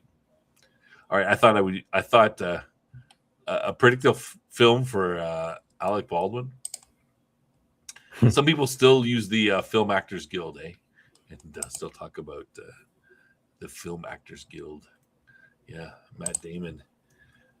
Yeah. All right. What about the patriotism level of this movie? Well, I guess it depends on your perspective. I'm going to say like a 5. 5? Oh, Yeah. I'm going to say it's not as not as patriotic as Red Dawn, but I mean, they're going after terrorists and everything. It's got to be like an 11 at least, right? Not a 12, but 11. Well, it's mocking and supportive at the same time. Mocking? What do you mean? Come on. All right. I'm kidding. You're right. Okay. All right. That's those are our that was like 16 of the top. I mean, there's lots more. We can't do them all. But yeah, we just wanted to do a little bit of Happy Birthday America, your most patriotic movies. And of course, you guys can now go if you haven't seen any of these movies, you can go out and you can watch them for 4th of July next year, or or this year, if you want. You still got a couple hours before. You guys have tomorrow off? You guys do that Monday? No, I think most people had Friday off. Most people go Friday, back to work. Yeah. Back to the grind. Most people took Friday. Yeah. Well, on the weekend you can watch it, whatever. You got a good list of the ones you haven't seen. Ever need a little bit of a jolt? Hey, America ain't so bad. No matter what everybody says, you can watch one of these movies. And, yeah. Remember the better old days. Okay. Cam, what do you got? Anything coming up you want to mention?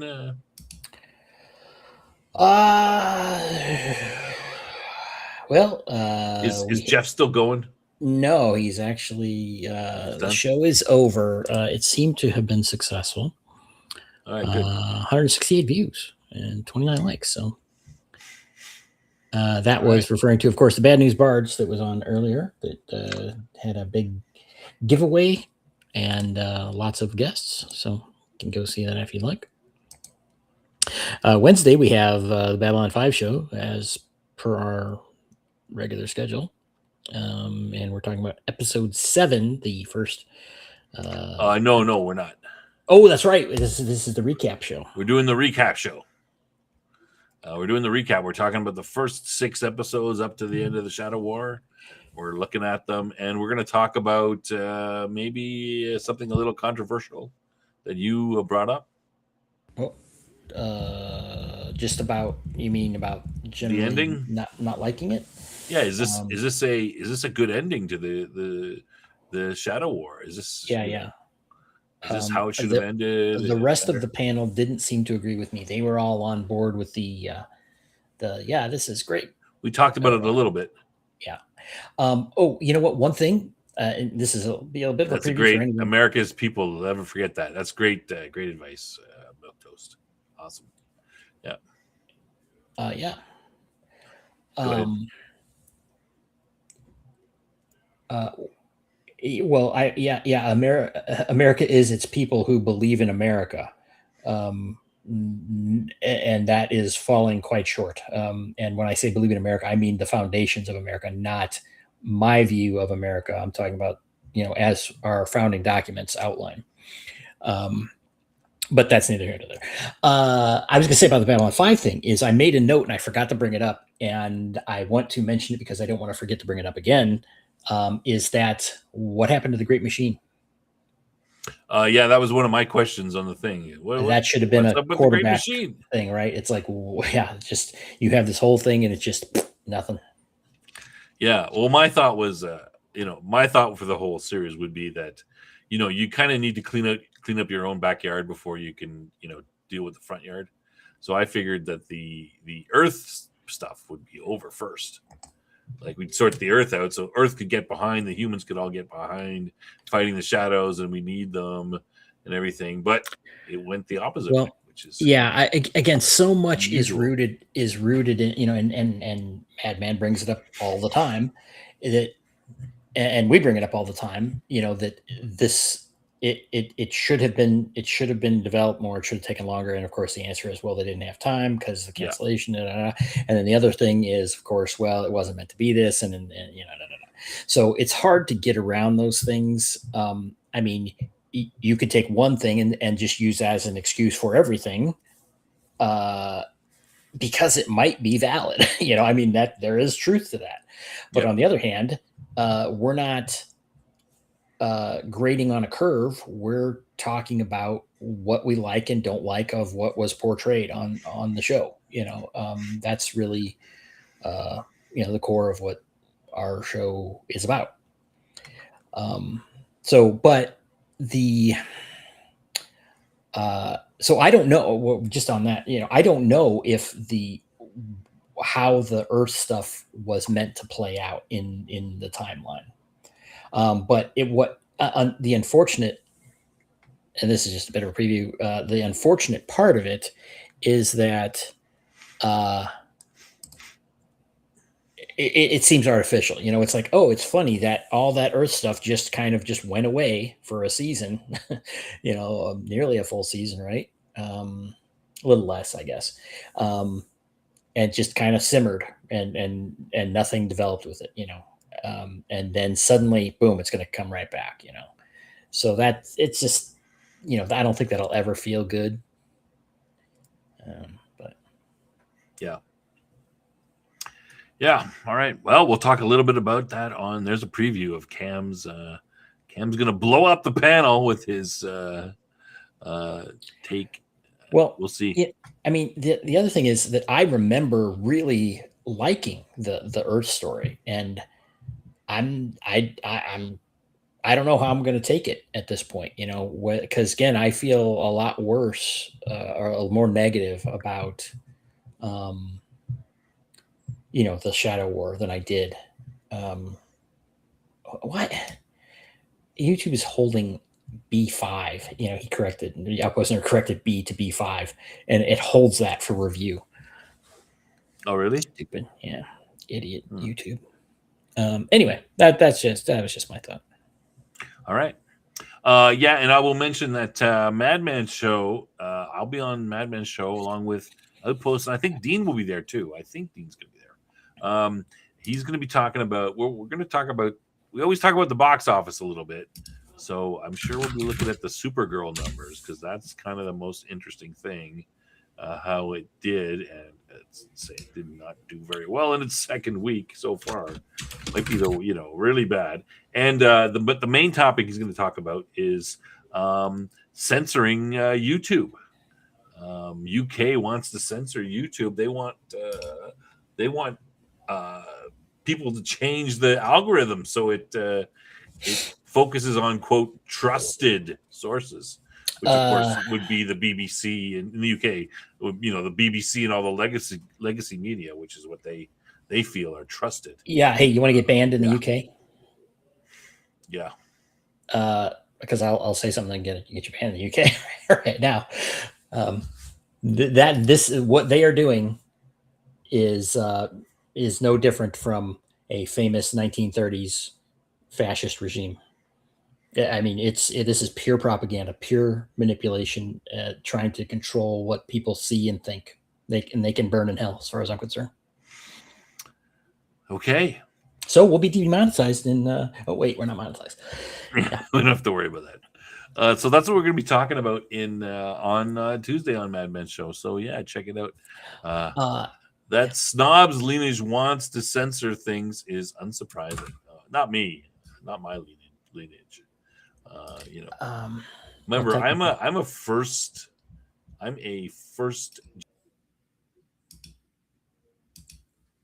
First what? Oh, we lost Cam for a sec. All right. Oh, look at that! What a surprise! Remember, I'm a first generation Canadian. Most of both my parents emigrated here. They were not born in Canada. No, that was you that blinked out. Oh, you blinked out on mine. I think we blink out on either's. Yeah. Yeah. So we'll talk about that. I don't know what Dean's gonna do. He's a little bit. Let's not. But I gotta say, Canada isn't far behind. They're basically they're basically copying. UK, Australia. The Canadian government is attempting to copy basically what both of those are doing. And let's make no mistake. There are those in the U.S. that would put us exactly on that track as well. Yeah. But the ones that are in government and who are and have the power to do so. But hey, you know what? Sorry, I know we're running late. Subject comes to the fore. Yes. Yes.